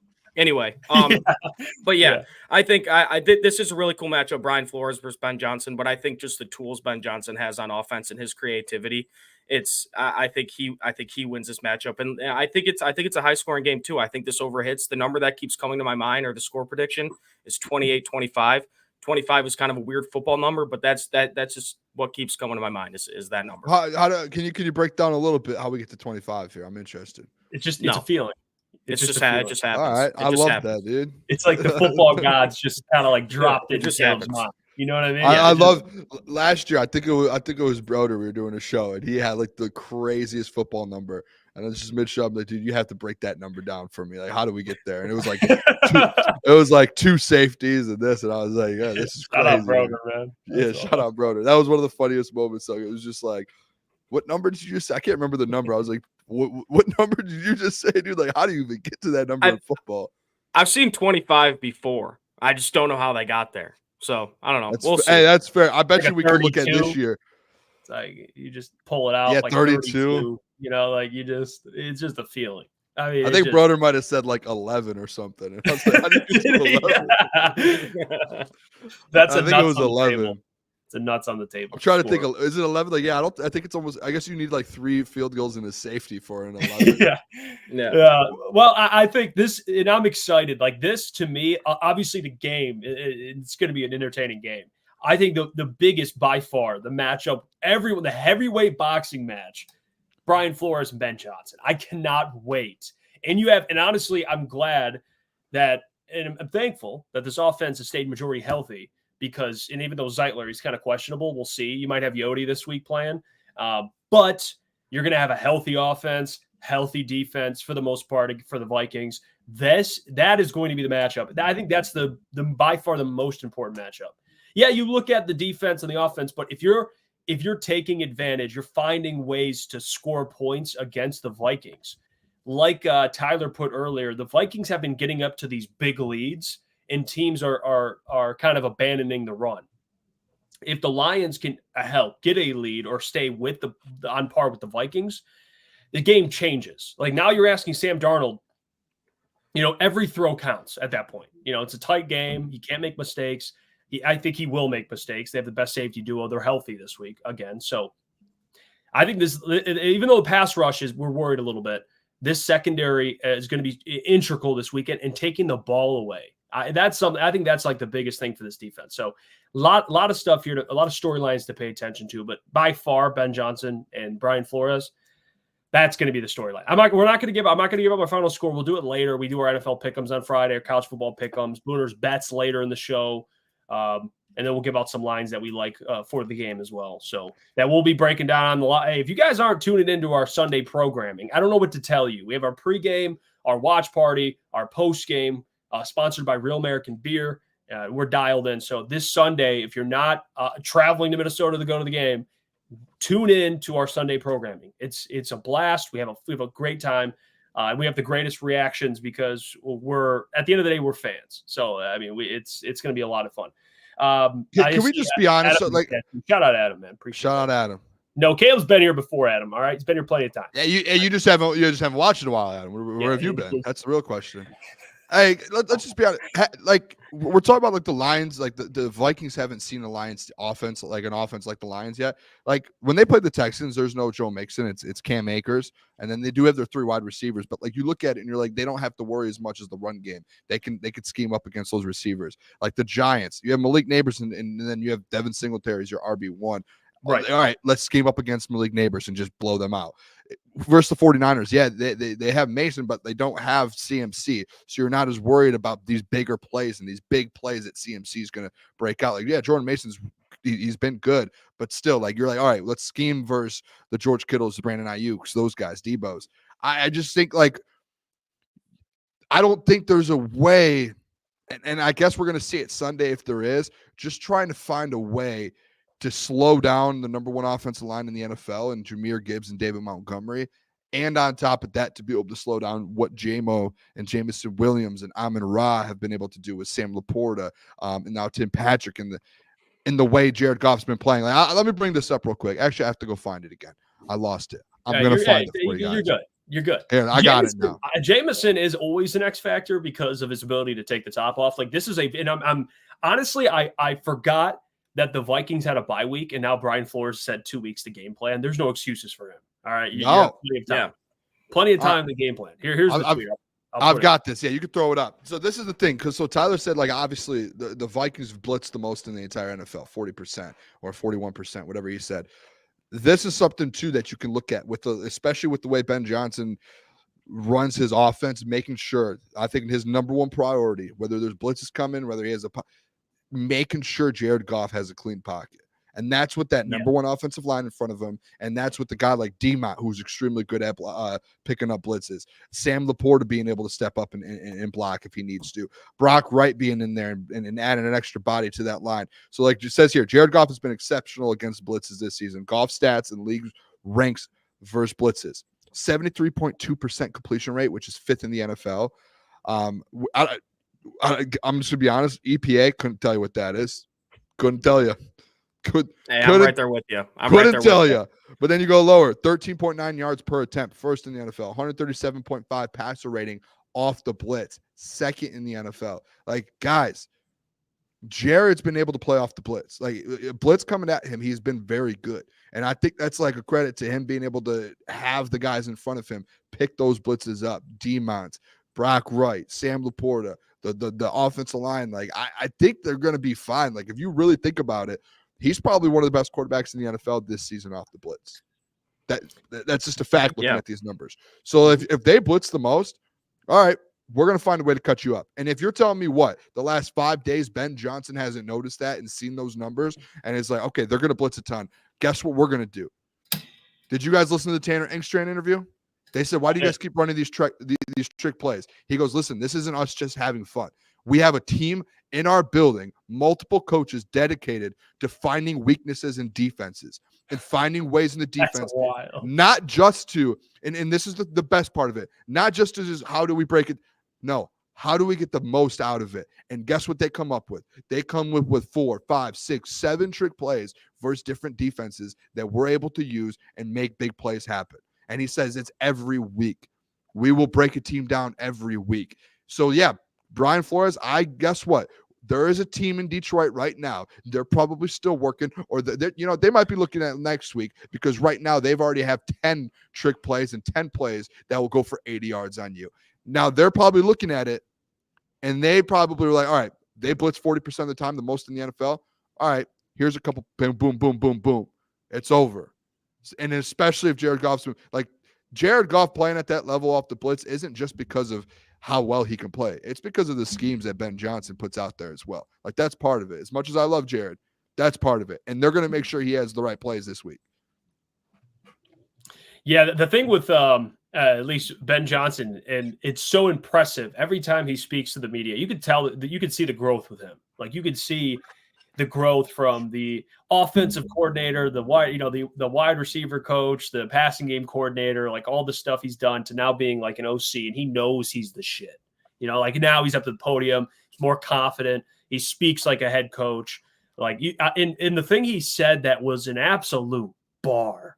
I mean, what did he say this week? He said they were asking about how deep his well is with his plays, and he was like, yeah, we let out everything out the tank this week against the Cowboys. Like, we just let it all hang. And he's like, and we do that because we set up plays for the next week. Like, that is, I'm like, oh my God. They're saying the hook and ladder to Panay, the back shoulder fade to Taylor Decker. You're telling me that all this shit, this crazy stuff, he's setting it up. It's like the bait. He's baiting you. Now, next time, they're going to do some crazy shit that it comes off of those plays and the looks that the Vikings think they're getting. So, yeah, we talk. I mean, and Tyler, he was talking about Brian Flores and how he is right now the second best DC in the game behind Spags, and what he's doing to confuse quarterbacks. And Van Ginkel, they're sending everyone, and then they do it again. Aaron Rodgers thinks they're sending everyone again, and then Van Ginkel drops back and picks 6. Ben Johnson is going to give you different looks, and every week they're creating more and more plays, fresh plays. And they're going to have plays that Brian Flores goes, ha, that I know what this is. Call the play. And Ben's going to be like, okay, bet. Play action out of that play. Boom. Amon-Ra St. Brown over the middle. He's going to be like, damn it. All right. Oh, we're running the ball. 5 yards to carry from Demon and Jameer. Like, he's going to pose as many problems for Brian as people say Brian will for Ben. So that it's going to be interesting. Ben is on a whole nother level. Oh, yeah. Listen to Tanner talk about that too was just unbelievable. Like, him breaking it down. I mean, that makes me happy for the future that Tanner has that same mindset. It's ridiculous. I mean, I listening to him, I'm like, gee, different level.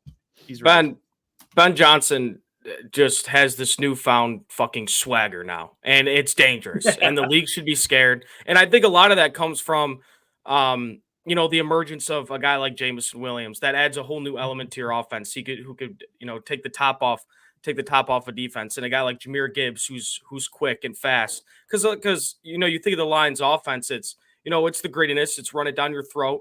But now you have a guy like Jameson Williams who has Tyreek Hill speed, and Jahmyr Gibbs who's one of the most agile and faster running backs in the NFL. That just adds a whole new element that Ben Johnson gets to play with. And that's what makes this offense so fun, is because it's not one dimensional. And when you have a creative, play caller like Ben Johnson, it's nearly unstoppable. Man, I don't get Booner. He did shit on you a little bit, but I don't get it. I mean, to be fair, I'm with you. Like, I don't get, I don't know what he means that we're not gonna be able to score on him. To be fair, Caleb, if I got invited into a Vikings show, I would pull up with my glasses, my chain, and I would have the Kool-Aid ready to go. And by the end of it, I would let them know the Lions are coming for him today or on Sunday. I would let them know. They would know. So fair enough for him. That was funny as well. But it was like, very just Booner just very nicely. He's like, I think it's going to be a high scoring game. No, it won't. Here's why. And he's like, yeah, no, it's actually not going to be. It's like, all right. yeah, All right. I love that though. It's Shout like, out Tyler though, man. that's funny as hell. Oh, I love that. Booner was like, yeah, okay. Yeah, I mean, it still is, but sure. I'm curious. I'm curious if it will be. If it is, man, any game that if we're talking high scoring game, advantage Lions. Like, who do I trust more? Easily. Jared Goff or Sam Darnold in those type of situations. Like, gotta score points. I'm leaning with the Lions. This game is in the Lions, like, and I want to say this too about. I think Tyler had a fact in there, and I wasn't. He said something about like the Vikings have beat the best teams, but the Lions beat a very good Bucs team, or they lost to a very good Bucs team, but they beat a very good. The Cardinals aren't a bad team. Beat the no, Cardinals. who they? No, Seattle. Seattle was 3-0. no. Excuse me, that's who I was thinking of. They were 3-0 at the time they lost. Now they didn't have some players in the defensive line, but above 500, 3-0. Like the Dallas Cowboys, they were what 3-2? What were they? 3-2. 3-2. They're 3-3 now. So I mean, you want to count it teams. above 500? They've beaten two teams above 500. I mean, that's just the Rams is a good football team. I know they had some missing pieces, but I don't know. It's interesting. At the end of the day, like the biggest thing with this football game, guys, it's like a playoff game in my opinion. Because it's a divisional game. You're both fighting for the division. In my mind, it's probably like it's going to be a 3-way fight for the division with the Packers, Vikings, and Lions. These games are so important. Dan has said it for like 2 years. Remember when we started 1-6, and then we started going on that little run? He started talking about these divisional games, and he was like, next year, that's like such a big deal, is to win those divisional games to be able to like it counts that much more. You have 6 in a year. You win those games, you have a really good chance of winning the division. So they have to go in there. This is more realistic than last week, Jeff. This is a must-win type of game for the division. This is one of the we talked about it last week. You're like the Cowboys is a must. Now the Cowboys wasn't a must-win. A divisional game versus a team that's 5-0 in your division when you're looking to get that first the home game to start the playoffs. These are games versus like you knock them down. Right away, boom, tiebreaker. All right, we've got it right versus you right now. We're both sitting there at 5-1. We have the tiebreaker over you right now until the next game. Like you have that, you're ahead of them all of a sudden. Now you're leading the division. If you want something free from me, I'll give it out. Go right now, open your phone, go to the sports book, plus 140, go get the Detroit Lions because you'll never see it at plus 140 the rest of the season after Sunday. It will drop to minus 200 after they beat the Minnesota Vikings. You're welcome. Go get it right now. Will never be that low after they win on Sunday. You will not see that plus 140 again. I can promise you that. Underdogs. It's going to be. I like the Lions as underdogs. I do love them on the road. Dan on the road, man loves to play on the road. Yeah, you finally get to bet on the Lions with some value too at plus money. Are you kidding me? That's all. It's awesome. You don't have to be rooting for a number or a spread. You just get to take a money line plus money in a game they're gonna win. It's easy. I wonder how much the line because it's close, isn't it? Like plus 1.5 or something like that. Is it? I don't know if it's more. Almost a pick. Yeah. When we tweeted it out, it was without Hutch. I wonder what would be with if they had Hutchinson. Why I believe they had. I saw someone had it out and they were favored. The Lions were favored at first, and then all of a sudden Hutch goes down. Books start to change, and then the Vikings are favored at 1. And you got to remember, teams get like 3 or 4 points at home. Essentially, the Vegas gives a team like 3 points at home in the book. So the Vikings, if it's a neutral site, the Lions would be favored. If it's at Ford Field, Lions would be favored by like 3 or by 2.5 or something like that. So like they do think the Lions are the better football team if you really do break it down a little and you look at it like that. It's just on the road, no Hutch. Lions have the better football team. Yeah, in a 4-point swing after Hutch goes down, that's pretty crazy. You don't see that often in gambling and spreads and everything. That just shows how dominant Aiden Hutchinson was. But hey, I'll take the Lions at plus money now.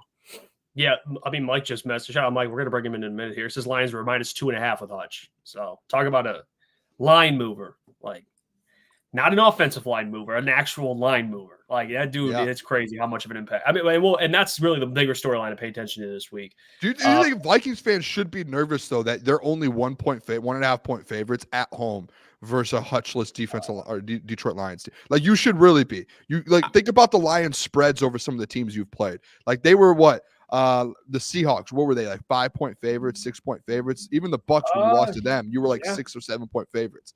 Like, you're 5-0 team and you're only a 1-point favorite versus this Lions team that just lost Aiden Hutchinson. That shows me something a little bit with Vegas, where it's. And I think the Aaron Jones injury, he could play, but there's they're probably like something's got to give. Like, it was announced today that drop a game here, and the reason why I said the Cowboys game was so important, I called it a must-win because now you're 4-1 with a 5-0 team. Like, now it's a kind of you're in a better position than if you wanted the storyline. I get it, Jeff. Now you're now we're talking the game. It means already a ton. But if you go to 5-1 and the Vikings are 5-1, nay. You wanted your storyline to work out. That's what you wanted. I mean, you called the must-win. Maybe I did. You called the must-win game for your storyline. That should be illegal. You should be in jail for that. I did. I did. So that and your Caleb Williams take. You should be in jail for both of them. Oh no. I ain't going to be in jail. I should be. I should be praised for that take. I should be. I should be praised for my rookie quarterback take, not you, brother. I shouldn't even be praised. It was obvious. I mean, it was an obvious take. I don't know why everyone gave me so much. Everyone thought he'd be. But anyway, I don't want to get into that. We'll get into that another day. Dude, you were about to get going there for a second. I tried to do that right now. Let's get in Michael Gentry. Let's get in Michael Gentry. We'll get to our pick'ems. By the way, if you have never seen our Friday pick'ems, it's the most electric pick'em segment in the entire country. I will say we have our records, which I'm going to show on the screen here. Updated records. This is important. Mike and Caleb are on the board now. All right. I think the first time we did it, we didn't have Caleb was there that first week, but now he's officially on the board. So we're going to see everyone score and we'll see who's in first place currently. I would say fake numbers, but we'll check it out here. But let's welcome to the show, Mr. Michael Gentry. What's going on, Mike? Boys, how are we? Dude, you know what? We're doing good, Mike. We're doing good. Talking about this Lions-Vikings game. Before we get to pick 'em, man, what are your just last thoughts on it? Your confidence level without Hutch. What do you think? I'm still very confident in the defense in general. The secondary has been playing really well. Obviously, we're going to have Brian Branch back out there. But I kind of heard a little bit of the ending with the Vikings guy. Did he say it wasn't going to be high scoring? Yeah, I said it was going to be high scoring. Instantly, he said, no, Booner, low scoring.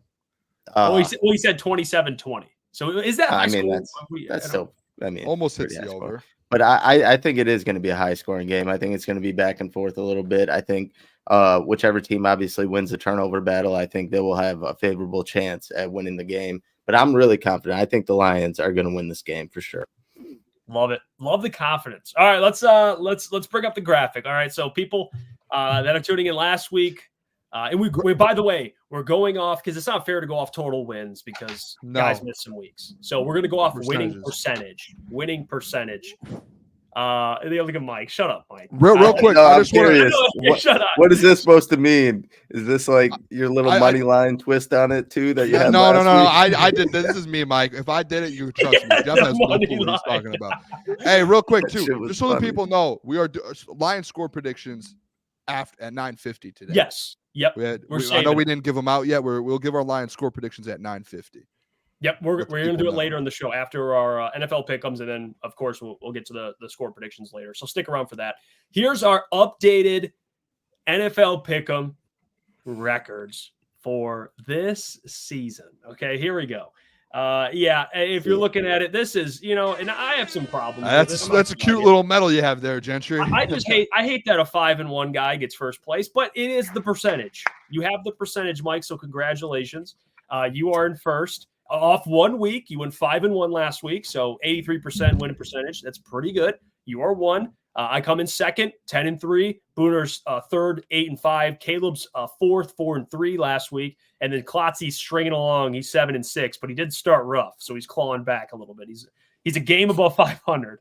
Same with Caleb. Caleb, you got to bounce back this week, my guy. Hey, no, that's better than 0-7 when I did it on heavyweight. So I'll take 4-3. But we're going to get better. We're going to get better. We're not satisfied right now. We had Mike. You picked the Jags, correct?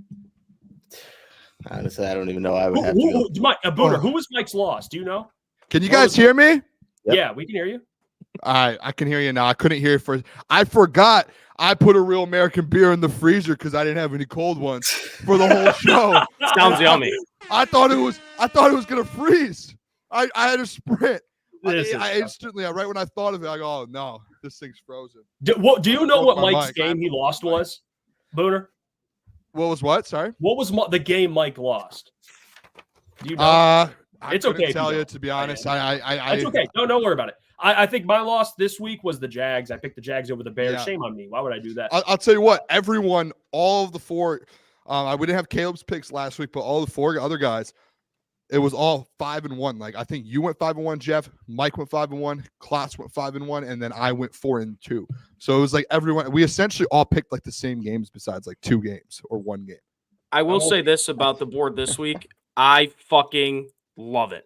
I haven't looked at an NFL board loves the board and loved it this much all season long. There's some good games, but there's also some spreads and just games. I think that I don't like to use the word lock, but there's games that I love. You're gonna lock a couple in? I figured out my loss. I could. And it was a bad loss. So even though I was 5-1, I picked the Saints plus 3.5 when they were playing. I think the Bucks it was. Yeah. Oh. So it was a bad loss, but the other 5 wins were sweet. So it's all that matters. The Saints got. Yeah, I don't know what I was thinking. I think all of you guys picked the Bucks, so I ended up picking the Saints. Well, now you'll learn. I sound good, by the way. I sound fine. Yes. Yeah, you sound great. You sound great, brother. Let's get into the slate. All right. By the way, to the Saints, start off 2-0. I think all of us, besides Klotzy, had the Saints in our top 10. 3 straight losses. They're trash. Well, hey, that's why it's a week to week. Remember, we clarified the context. It's who's playing it like it now. All right. 49ers, though, 7th in the NFL. If we did projections, I would have never put them in our top 10. But they at the first, they blew the Cowboys out at that point, so they put them up there. All right, let's get to the slate of games. So the first game we're going with Titans. Will Levis hanging on by a thread, Booner, some would say. Okay, hanging on by a thread. He's not playing good ball. You hear Calvin Ridley say, give me the ball earlier. All right, that's what's going on in Tennessee. They're traveling to Buffalo to take on the Bills with Amari Cooper, new addition they have. What a game for me. Bills are favorited by 8.5. I'll go first, and we'll kind of go around here. Give me the Bills to cover. This is a layup, easy layup. They're going to win and cover. I think Amari Cooper. He's a veteran. He's been with different franchises. I think he's going to fit like a glove. Perfect fit for Josh Allen. So give me the Bills and the Bills to win and to cover. Oh man, hey, this is a tough game for me, boys. This is something I've never thought I'd have to run into. Going against Will Levis, Josh Allen, Will Levis, the 2 guys that I've talked about. I will say this though: Titans 31-12 loss, that's a win. 2017, they keep it close, Jeff. They like to keep it close. Doesn't matter though. Amari Cooper and Josh Allen, baby. Give me the Bills minus 8.5. Yeah, I am as well. I am taking the Bills minus 8.5. I'm just not confident, especially that one's in Buffalo, correct? Mm-hmm. Yeah, no shot. Will Levis and the Titans come in Buffalo and beat Josh Allen. Obviously, what happened to him last week isn't going to kind of justify how their team's been playing. I think they get right back on the road. So I'll take the Bills minus 8.5. Yeah. The Bills coming off a big win against the Jets. They had Amari Cooper. Tennessee is dog shit. Give me Buffalo in this one. I think this one's pretty easy. I am nervous though. These 8-point spread, like these big spreads in the NFL, always make me like. Yeah. I always take the double-digit dog. I don't think there is one this week, but it's tough. Well, the next game we got, fellas, Seahawks traveling to Atlanta to take on the Falcons. Falcons at home, favored by a field goal, favored by 3. You know what, fellas? I've been a big Falcons guy all year. Been high on the Falcons. I think they've won some games here. Uh-oh. I'm going with technically the upset. I'm going with the Seahawks. I think the Seahawks steal one on the road. They beat the Falcons. And you look at the Seahawks team, they need a win, especially with how it's been going as of late for them. They got dismantled by the 49ers. And I think this game will be close. And I think the Seahawks are going to come out on top at the end of the day here. So give me the Seahawks to win outright here. Hey, Jeff, good thing is we do spreads, so you get 3 points. So they could lose by 3 and you still win. There you go. All right. How about that? Look at that, Hey, Jeff. I'll It worked in your favor. There you go. Okay. Congratulations, brother. I'm proud of you. Yep. I'm And by the taking- way, this could age bad. Back-to-back weeks, I've gone against teams I've been advocating for, and I bit me in the ass last week. Chicago Jags. I'm doing it again. I don't know if I learned, but I'm going in with it again. I'm going with an upset. You know what I'm going to do? Seahawks. What are you doing, Boone? I'm fading the man himself.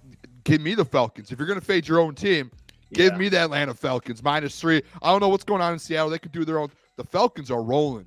The Falcons are good. Yep. I like this. I love the Bucs team. The Bucs are really good. Falcons are really good too. They have two teams in that division now. It's going to win some playoff games, not versus the Detroit Lions, but versus some other teams. Give me the Falcons -3 versus Seahawks. Almost said Matt Ryan. Hey, Kirk Cousins been cooking. Man, he can just play football. They have weapons there now too. Like, I like this Falcons team. That defense gets takeaways. It's kind of an exciting team to watch, if we're being honest. To be honest, I think this one's going to be close. I'm kind of iffy on this one. I don't know if I would bet it, obviously, if it actually came down to it. But like Jeff said, the Seahawks have had like 3 bad losses in a row. I mean, bad losses, how they look from the outside. And then like that Giants game, you go into that thinking that's a must win. So dropping 3 straight, this team's going to come in fire, and I expect Geno Smith to kind of get back to how he's playing the first 3 weeks. And then Kenneth Walker, I think, is going to be the biggest X factor in this game for the Seahawks. It's really just if their defense can bounce back, because obviously Kirk Cousins looked like he's stepped it up a little bit from obviously his first few weeks as well. So I'll still take the Seahawks plus the points here. I like it. Yeah. I will be betting on this game. I'm probably going to buy a half point and get it down to Atlanta -2.5. But I really like Atlanta. I really like Atlanta in this spot. They lose a tough one to the Chiefs 3 weeks ago, then they rattle off 3 in a row. Seattle's struggling right now. Bijan Robinson had a great game last week. Drake London is finally getting chemistry with Kirk Cousins. I love Atlanta in this spot. Like I said, I'm going to buy a half point when I'm gambling on it, but I'll take the -3 for the purpose of the show. Hey, Seahawks are getting a lot of guys back. What did you say? I said Seahawks. Seahawks. Oh no. Points. Yep. No, Seahawks are getting a lot of guys back. They're getting Leonard. Congratulations, man. You gotta somehow. They got to get a feel for the game first. Takes a week. If it was a Lions player, you would not say that. You know it too. No. But when it comes to Lions player, got to get a feel for a week. They're playing. They're playing. Get a little leverage there, brother. Yeah. Maybe I'm hedging. If the Falcons win, I'm okay. If I lose, good. I'll fade it, and I'll take the opposite side. I'll take the win and let you be happy. I'm joking. All right, move on. Next game here. Okay, so we're through that. Next game, Texans. This is a great game. Shout out iKing. I cannot wait for this game. It's huge. Texans on the road to take on the Green Bay Packers. Packers are 2.5-point favorites. I don't know. The big X factor to me is Nico Collins, and I have to double check here. I think Nico's out. He's out for a couple more weeks. Yeah, he's on IR, so that's and they still put up 40-something points on the Patriots. Okay, here's what I'm gonna do. I'm gonna go with the road team. I'm gonna go with this. These games, man, are tough here. Now we're gonna get into some tricky ones. Give me the Texans. I think the Texans are for real. I think this Texans defense is very, very good, and they're getting Autry back, the free agency signing they had. He's a very good defensive tackle. So even without Nico Collins, I know he takes away their big playability, but they still have. That's why you have Diggs. That's why you have Tank. And now they got Joe Mixon. So give me the Texans. And what's the spread? What is it? Let me just double check. 2.5. So you got 2.5 points. All plus right, 2.5 for you. 2 points. So guys, Jeff. I'm looking at an injury report here. I don't know how to pronounce these names. Henry Toto, Aziz El-Shier, Kamari Lassiter, Jimmy Ward, all out. Looks like some starting linebackers out. Versus Packers team in Lambeau. We're talking about Lambeau Field, Jeff Iafrate, the NFC North, the best division in football. No Nico Collins. Give me the Green Bay Packers. They dominated a Cardinals team that we thought was decent because we beat them. We thought the Lions, we're like, hey, this is a decent Cardinals team. This is a team that made Packers. I don't care. They beat them by 20. They're gonna win. They're gonna beat the Texans by a touchdown on Sunday. That's what's gonna happen. Yeah, I agree. Give me the Packers. If no one, I agree. I'm taking the Packers too. And like what you said, Jeff, the Texans are hot right now, and they're one of the best teams in the league. And I don't think them losing this game in Green Bay to a team, obviously, since they've gotten Jordan Love back, they've started to look more like themselves, and their defense looks good too. So I don't think by any means does this bring them down. I think this is just kind of one of those games, like you circle on the schedule, and it's a tough one for them. So I'm still going to take the Packers, Packers -3, right? -2.5. 2.5. 2.5. Oh yeah, Even better. All right. I'll take it. I'm not gonna lie, Hunk. I thought for a second you were just giving out reasons for the Texans, and then you go, "I'm giving the Packers." I was like confused a little bit. Threw me off. No, I was just pointing out what Jeff said. I'm taking the Packers. I like them at home. What do you Jeff, think, I hate to leave you on an island here, but I'm going to go with the Packers as well. I think this is the game. I think this is going to be like a huge statement win for the Packers. Let me say this, fuck the Packers, but this is going to be a big win for them. I think they're a good team. And the over 47.5, I like that as well. I will be gambling on that. Everyone should take the over in this game. The 47.5. How is it not higher? Should be 55, 56. Yeah, this should be the highest over of the year. With all those names, too, you just mentioned that are injured on defense for Houston, I don't know. This is going to be a really fun matchup, though. Jordan Love versus C.J. Stroud. It's going to be awesome. But, yeah, give me the Packers -2.5. You don't even have to deal with the hook, the 3. Get 2.5. Love it.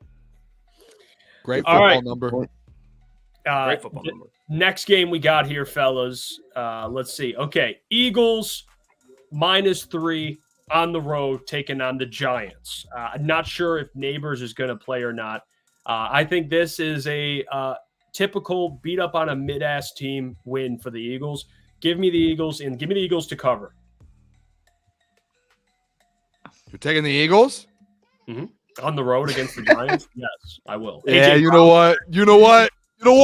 Hey, fly, Eagles, fly. Give me the Eagles, baby, over the Giants. Giants are trash. I'm so tired of it. Like the Giants just pulling out wins out of nowhere is disrespectful to the game of football. Honestly, because it's just like keeping Daniel Jones on the field. It's keeping that people think that they maybe have no. Give me the Eagles. I hope the Eagles go in there and dominate them. There's no reason to, by the way. The Eagles should be the Eagles to be 3-point favorites like this versus the Giants. You should feel ashamed of yourselves for not putting together a better ball club this year. Like you should be embarrassed. You were supposed to be a good football team this year. You should be embarrassed to have the product that you have on the field right now to only be 3-point favorites versus the Giants. It's unbelievable. Yeah, I'm taking the Eagles here too, and I think last week, obviously against the Browns, the Eagles their offense didn't really look right, getting a lot of guys back from injury. AJ Brown, Devontae Smith. I think they worked the kinks out this week, and I think Saquon Barkley gets in the end zone not once but twice against his old team, and they start to blow out the Giants in this game. Yeah, I think. They're winning this thing for sake. Daniel Jones will Daniel Jones this game, even though if Malik Neighbors is back, he'll probably get his, but they're still losing this game. Yeah, I'm with you guys. I think the Eagles blow them out, but they shouldn't feel good about it because they haven't been good all year. Give me the Eagles -3 in this one. And I think, Saquon hasn't scored in a couple weeks. He could find the end zone like twice against his former team. Yep. Give me the Eagles. There you go. All right, next game. Let's see.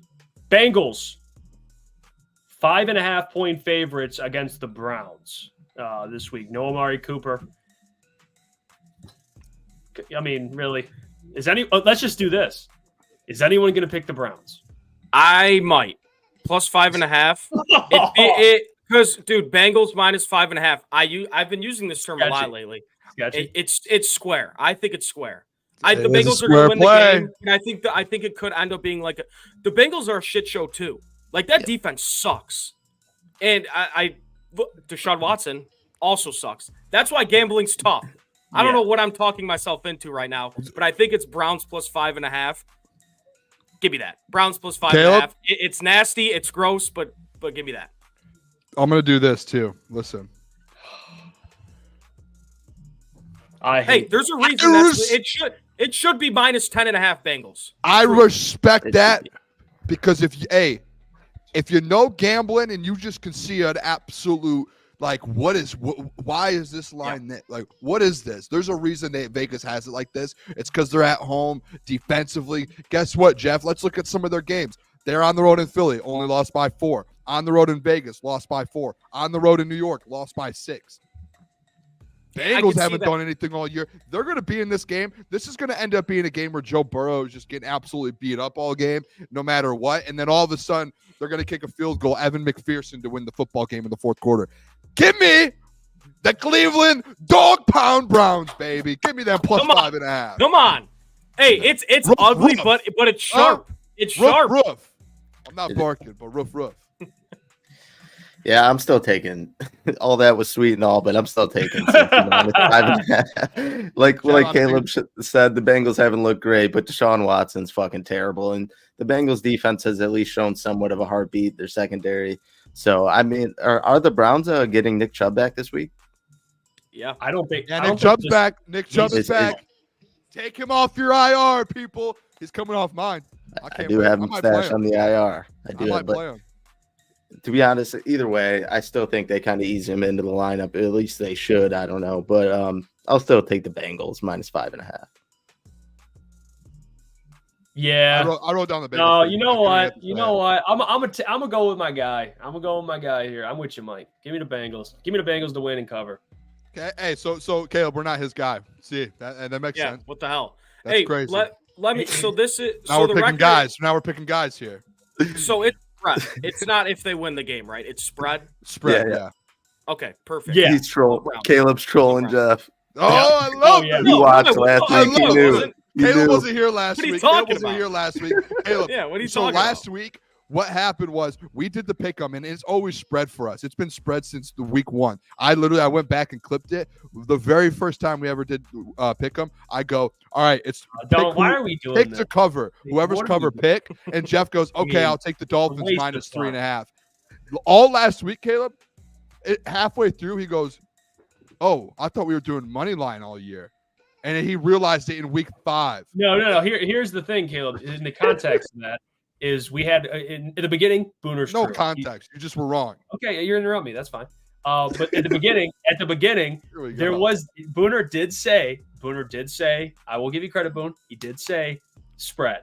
But when we were about 2-3 weeks in, the rules, I'm just naming. Never teams. changed. Was there a rule change? Never, Caleb. Never a rule change. It's literally Caleb. Caleb, hey, on top of this, last year we did the pregame show. We did the pregame show. I never said any. I just kept saying this team's gonna win. This team's gonna win, and I just forgot. I guess. Hey, we did 16 weeks of the pregame show last year and did a pick 'em, and it was all spreads. So 16 weeks last year, 5 weeks this year. That's 20 plus weeks of doing it by the spread. This man came 20 weeks later with the realization. All right. that it was. Look, hey, in Jeff's defense, 2 weeks ago when I was on here doing it, I also thought it was just winners. No, that makes that worse. I'm not gonna lie. Caleb, that was something. Hey, didn't need to say that. Hey, could have left that one out. I didn't know. I didn't hear anybody say like minus anything. But God damn it, Caleb. I'm okay with spreads. I'm Hey, good with it. I see the comments. Hey, people, I get it. I can be a dumbass. Jeff, don't do that. Don't do that. No, the comments are. Comments are going at Jeff right now. I just put the comments that were against me. Those are literally the 2 comments I just put up. You just read them. Well, those are the only comments. That's No, hell, Mike. I thought you put up the ones that were. No, not fitting my narrative. All right. All right, next game. Let's see. I'm wasting too much time here. All right, Chiefs. This game, favorite game of the weekend. Chiefs, 49ers, Super Bowl matchup. Chiefs they do have injuries they're dealing with here. 49ers at home, minus 1.5. Okay, I'm going with the 49ers to win this game. Okay, I think the Chiefs get their first loss, and the 49ers get their, I guess, what's funny? Okay, are we going to do this? What's funny? No, I just You're just like, I'm going with the 49ers to win the game. You just ignore the spread. Well, they're going to cover. Okay, they're not going to win.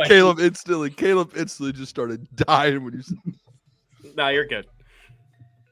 All right, can I finish here? All right, damn it. Okay, 49ers are going to win. They're going to cover the spread. I think they get the win here. They get their revenge, so to speak, for the Super Bowl. So give me the healthier team at home.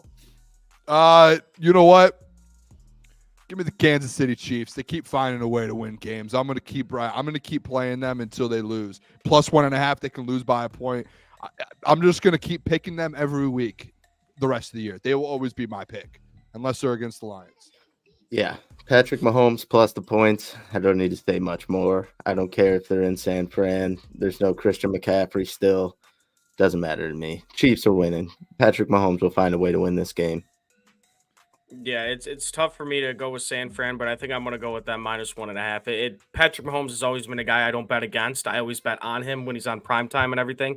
But I don't know. I think against this San Francisco defense, without Rashee Rice, without Isaiah Pacheco, I think they might struggle a little bit. And Jordan Mason's going to play for San Fran, so that's huge. So I'm going to go with San Fran -1.5. All right, final game. Jets favorites -1.5 with Devontae Adams on the road in Pittsburgh facing new quarterback Russell Wilson.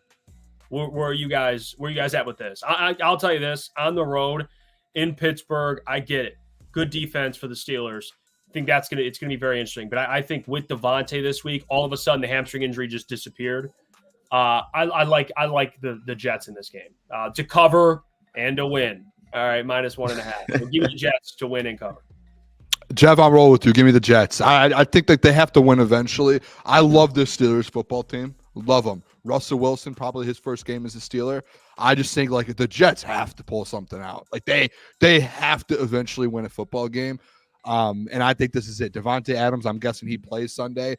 I'll probably bet a Devontae touchdown just because of the connection. I'll bet a Devontae touchdown and a Lazard touchdown in that game. I'll bet a George Pickens touchdown. I'll tell you that. Yeah, and I'm not going to do that for sure. But I'll take a Devontae and a Lazard touchdown for sure. Give me the Jets.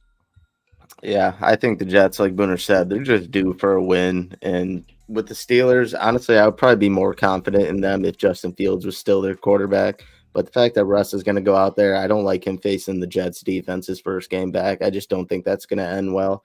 I'm actually surprised that the spread's not a little bit bigger than 1.5. Like, this is probably one of my favorite spreads of the whole entire week, to be honest. So give me the Jets -1.5.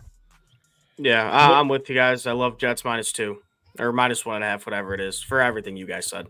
Yeah, we're all in lockstep there. I don't know if that's a good or a bad thing, but that's the pick. That's the slate for the week, the weekend. So good stuff, guys. Let's get into our Lions score predictions, and then we'll get into Booner's bet. So at least for me, and I'll give my score prediction. I think this game isn't going to be high scoring. I mean, that's ridiculous to say anything like that, Booner. No, I'm just kidding.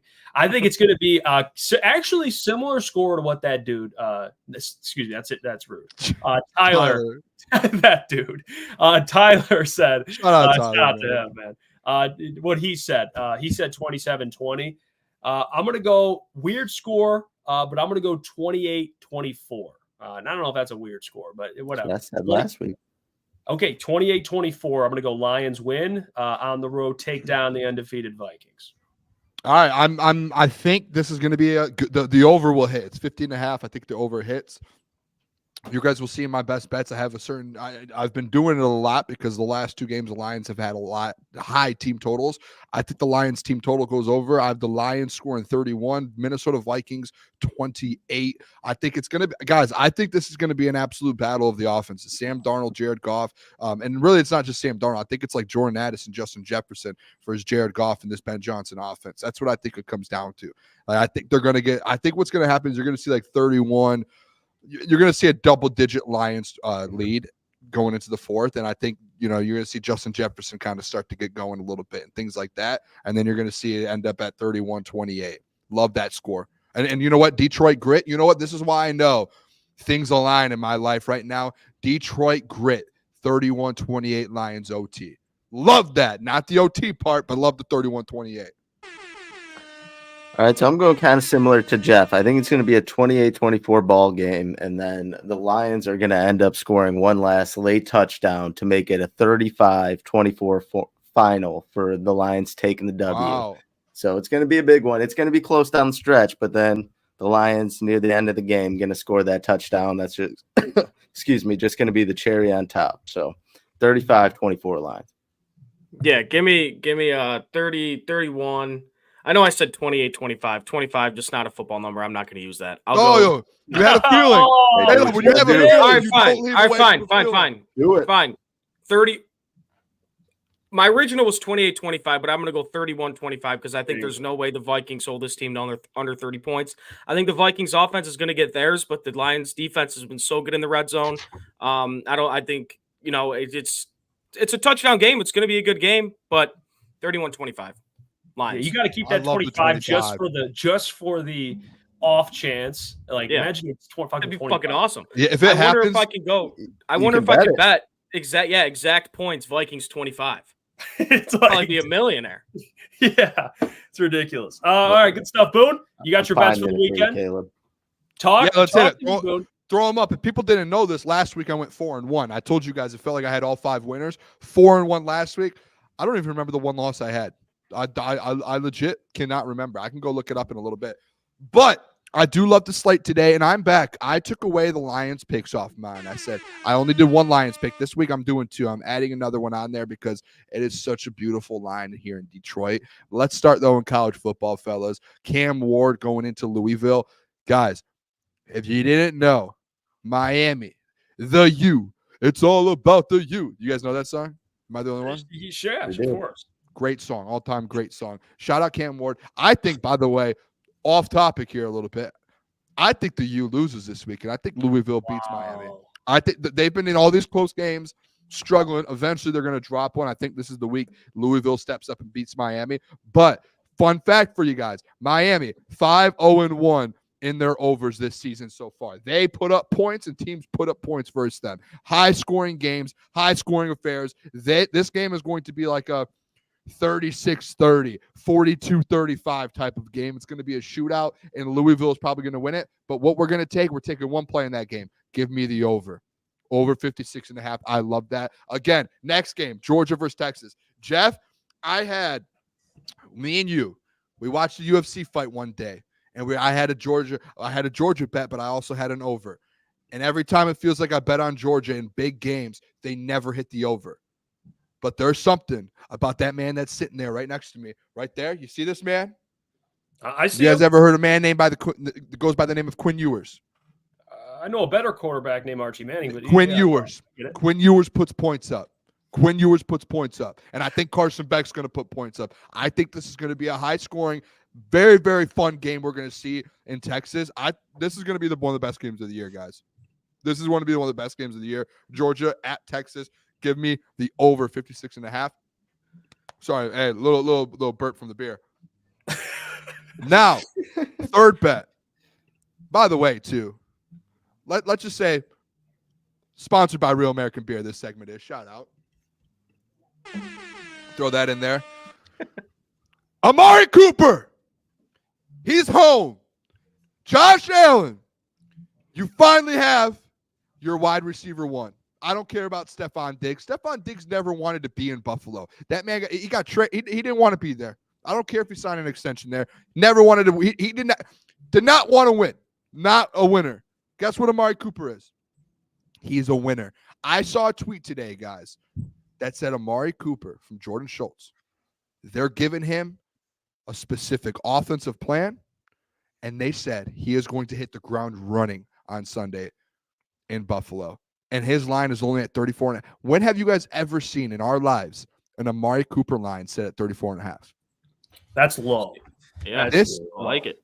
This man's lines are set at 70, 80, 65. It's at 34.5. I promise you, you get this guy just on a slant, and he'll take that thing 35 yards. Amari Cooper is going to have 35 plus yards on Sunday. Take that. That's even money. Go get it in now before the line moves. Next one. You guys heard my prediction. Lions 31, Vikings 28. Detroit Lions money line, fellas. It's plus 105, plus 110. Wherever you want to go get it, it's plus money. Go get. I promise you, this hits. The Lions are going to win on Sunday. This is a need. Everyone that is in this chat right now should play this as a single bet. Give me the Lions money line, and then the last one. If you think the Lions are going to win, Tyler, hey, very, very smart man Tyler is. And I hope for the next time we have Minnesota or play Minnesota, we have him on the show again. The Detroit Lions are scoring over 24.5 points. And I will guarantee that. You know what? That's like, we're doing a game of the year on that. That is a mega max play from Booner. Detroit Lions team total over 24.5. Everything you have. Smartly, though, we bet smartly. Put it on over 24.5. Those are my 5 plays. Love it. Great stuff. But you know what I smell, Boone? I smell 5-0. That's what I smell this weekend. I'm chasing it, man. I'm chasing it. No, I do. I was I believe 4-1 it. last Love it, week. dude. I'm getting closer. I'm chasing 5-0. No, But I the do. 24.5, that's a Booner Mega Max play. That's a Booner Mega Max play over 24.5. The Booner Mega Max play. Yeah, I don't think I've that's- ever heard you use that term. Because listen, it's like a once in a lifetime type play. Not too many megas out there, Boone. You got to save that for when it's a when it's a they're rare. lock. This is the lock. Mega Max over 24.5. Game of the year. I wouldn't love say it. I misspeak. I wouldn't say it's free money, but Responsibly. Put responsibly. everything responsibly that you have on it. Don't Yeah. bet anything you're not already ready to lose. You know what I mean? Yes. But hey, appreciate you all, man. Great show today. Good shit, Caleb. What You were we crushed gonna say, it, bro. Caleb? Appreciate it. I was just gonna say real quick, Boone. I'm gonna get ahead of this really, really fast. I'm putting together my Saturday card. The under in the Georgia game was on it. No. But hey, no. Hey, but look. Narratives are Look, colliding. I love. This is There's nothing better with riding a bet with the fellas.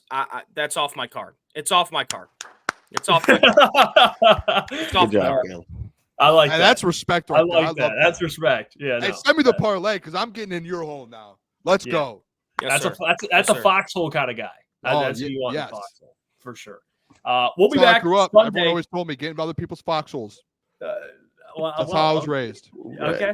Right. That's a hell of a for sure. All right. Hey, Sunday we'll be back. Sunday programming, pregame show, watch party, postgame show. Be there. It's gonna be a lot of fun. Watch party. Sponsored by Real American Beer. And big shout out to Real American Beer as always. We'll Shout catch out. you guys. Have a safe weekend, man. And just you know what? We'll see you Sunday. Wait. All right? We'll have we have a big announcement on Sunday, just so people But- know. Yeah. Big announcement Sunday. I was There going you to go. do it now, but No. a lot of people have already left. Sunday pregame show or during the stream, we have a big announcement There for you the go. Packers game. There you go. All right. We'll catch you guys Sunday. Big announcement on Sunday. All right. Until then. Peace. Love you Deuces. guys.